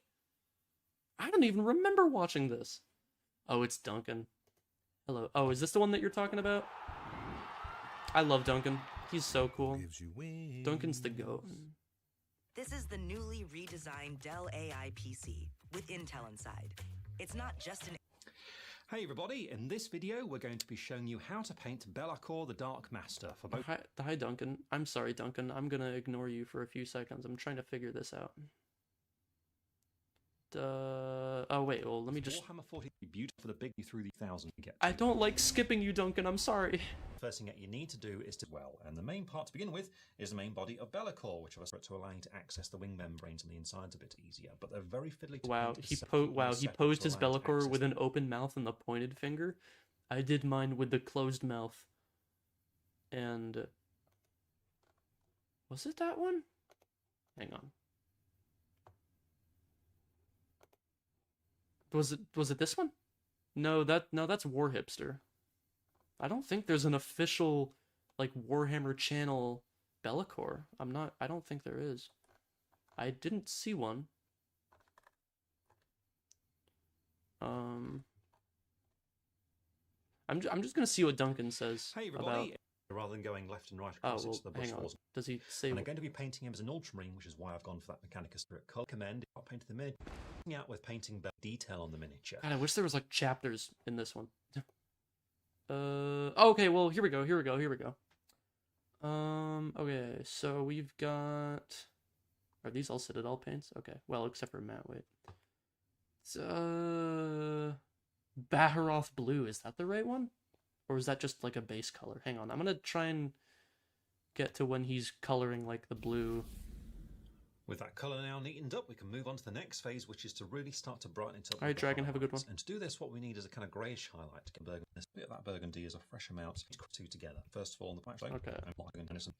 Right, exam coat onto the mid, light the you can start that and even try and then for just more and then to do this again to get this ready, and as ever, just getting it ready on this one. Being careful when you get not worried the books is with the mem you can paint it retro scattering information with that and is looking much. We need a dark brown, so for this I'm going to use some brown about one at a time. Is the skulls? Okay. Great. We make more skulls here. Sharper edges, and we just need to pick those. Where is it? I'm just going to risk skipping ahead a little bit. Skulls using Screaming Skull, and with this all we need to do is cheekbone. The Blade of Shadows. Okay, here we go. So Here we all go. those details, all those little trinkets and bits and pieces like that. So with that done, we can now move on to the next major area, which is going to be the Blade of Shadows, which we're going to do for that sort of bluish effect with the purple smoke coming off it. But also at the same time, we're going to be painting in the scar on his chest with the blue effect and the eyes. Now on that scar, you might want to do it more like on the box cover, where it's more of kind of like a reddish kind of colour. And if you want to do so, then just paint it in the same colours as what we used on the loincloth. We, however, are going to be going for that bluish glow that appears on the Warhammer 40,000 variant on the box. And the first step I like that this one better. Is to base coat with Stegodon Scale Green. Okay, Stegodon. Okay, so Stegodon Scale. We're going to start picking out some select details using Sotek Green. Sotek. But first of all, we need Stegodon Scale Green. Okay, so Stegodon and okay, so those are both. Wow, that's funny because those are both Seraphon paints. That is funny. There might have been an official one a while ago. Wait, no, yeah, I swear to God, there was one. It was with that other guy. It's with the guy who does like the broadcasts now. Wasn't there one with like the dude with the beard who's always smiling and he always looks really happy? Green, and to apply some. The dude with like the dark hair. But I've got a smaller one on standby. Like the using name like that, just make sure you get old impy alone. So a little bit more, be comfortable, and then just running it in means you're then ready to move on to now. Vertically in just here. Okay, just so do a little bit of recess of the air going to like that. This is a case of just pick out. Apply to these blue areas and start to set ourselves up for the highlights, which we're going to continue later on. Also, Demonet Hide do is to so apply. We're just going to Demonet Hide for like the purple blue going on the smoke. scar and the eyes, which is to apply some shade onto these details to give the effect of a bit of a glowing blue going on the scar and the eyes, and also to start to darken down the. I don't even remember what his name is. I'm trying to remember what his name is. I think he does like. Hang on. Let me go back to YouTube because I'm keeping that tab open for a second. Warhammer painting. There's this one guy. Where is he? God damn it. This lady is very awesome. I like her. She's cool. But where's the other guy? Duncan's the goat, but no, it's not this guy. He's like, God, where is he?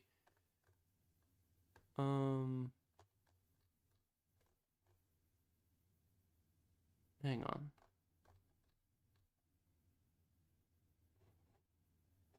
Nope.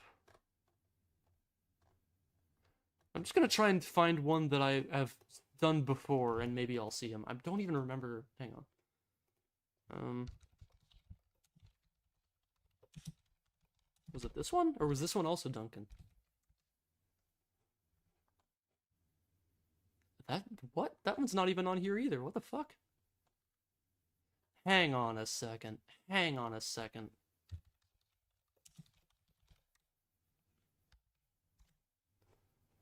Hang on a second. Hang on a second. Hang on a second. What? Where's all their friggin... No, and it's not this guy. This guy's cool. It's the other guy. Fuck. And it's not this guy. I think his name was like Chris, maybe?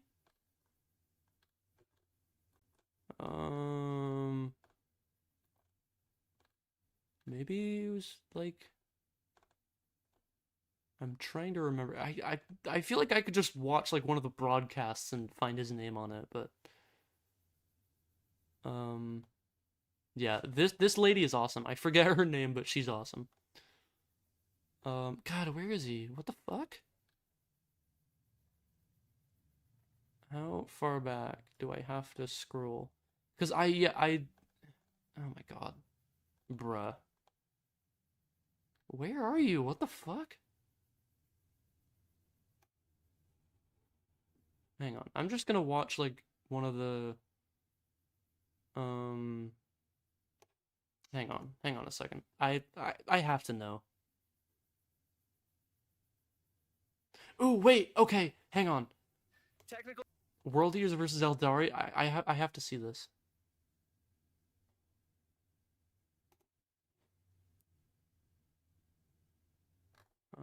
Hoodies are awesome, but bro, they make you look like a mountain douche. You need the Bearskin Tactical Hoodie 4.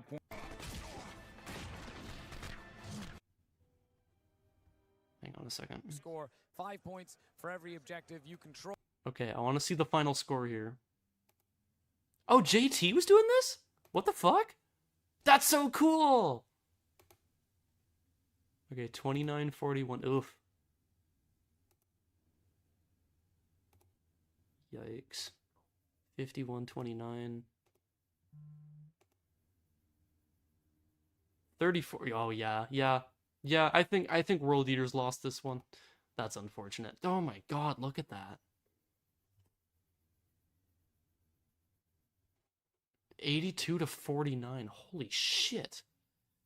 God, that is brutal. Okay, hang on. Okay. So, but that's cool that World Eaters made it that far. That's really cool. So World Eaters versus World Eaters. Chaos Knights versus Blood Angels. That's really cool. Okay, so Adepticon was did he do the Adepticon previews?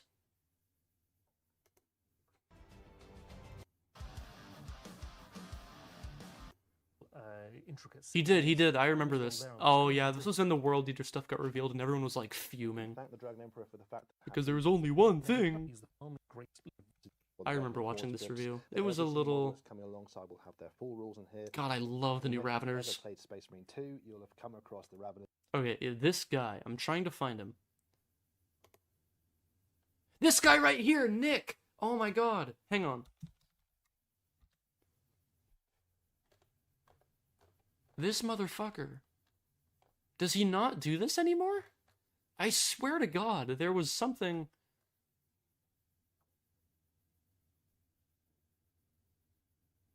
I swear to God. No, where? I swear there was a Bellacore video from that guy. The Venom spit. Is there like a... Hang on. No, okay, that's unfortunate. Yeah, people are malding in these comments. Year of Chaos. Ugh. Feels like we spent more time looking at Space Wolves than all 3 Chaos Legions. Yeah, okay, I don't know. Anyways. Yeah, his name is Nick. Okay. Alright, anyways. Here, let me bring you guys on back over here. Hello. Alright, chat.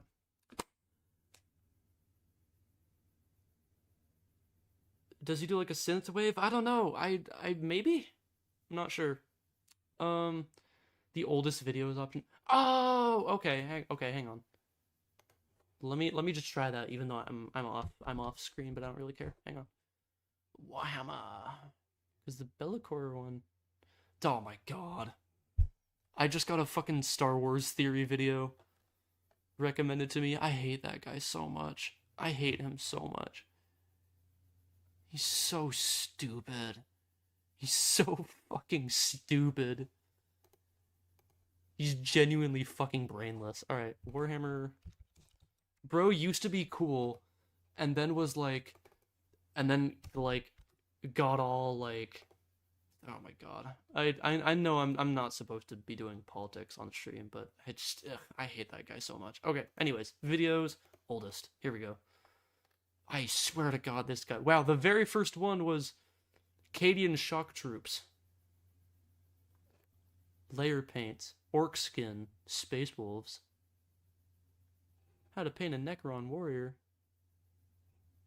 Blood Angels. Oh my god, look at these. Archeon! Wow, that's an old model. Holy shit. The fact that Archeon's new model is old as shit and it still looks amazing. Gotta go to... Alright, Ty, have a good one. See you later. Thanks for hanging out. That model, though. I know, right? Age of Sigmar, official trailer. Jesus Christ. Rubric Marines, Magnus. Oh my god, dude. Primaris. That was 8 years ago? Holy shit, man. The Lord of Contagion. Yeah, Duncan used to be... I remember when Duncan was like a Warhammer guy. He was... Okay, this guy.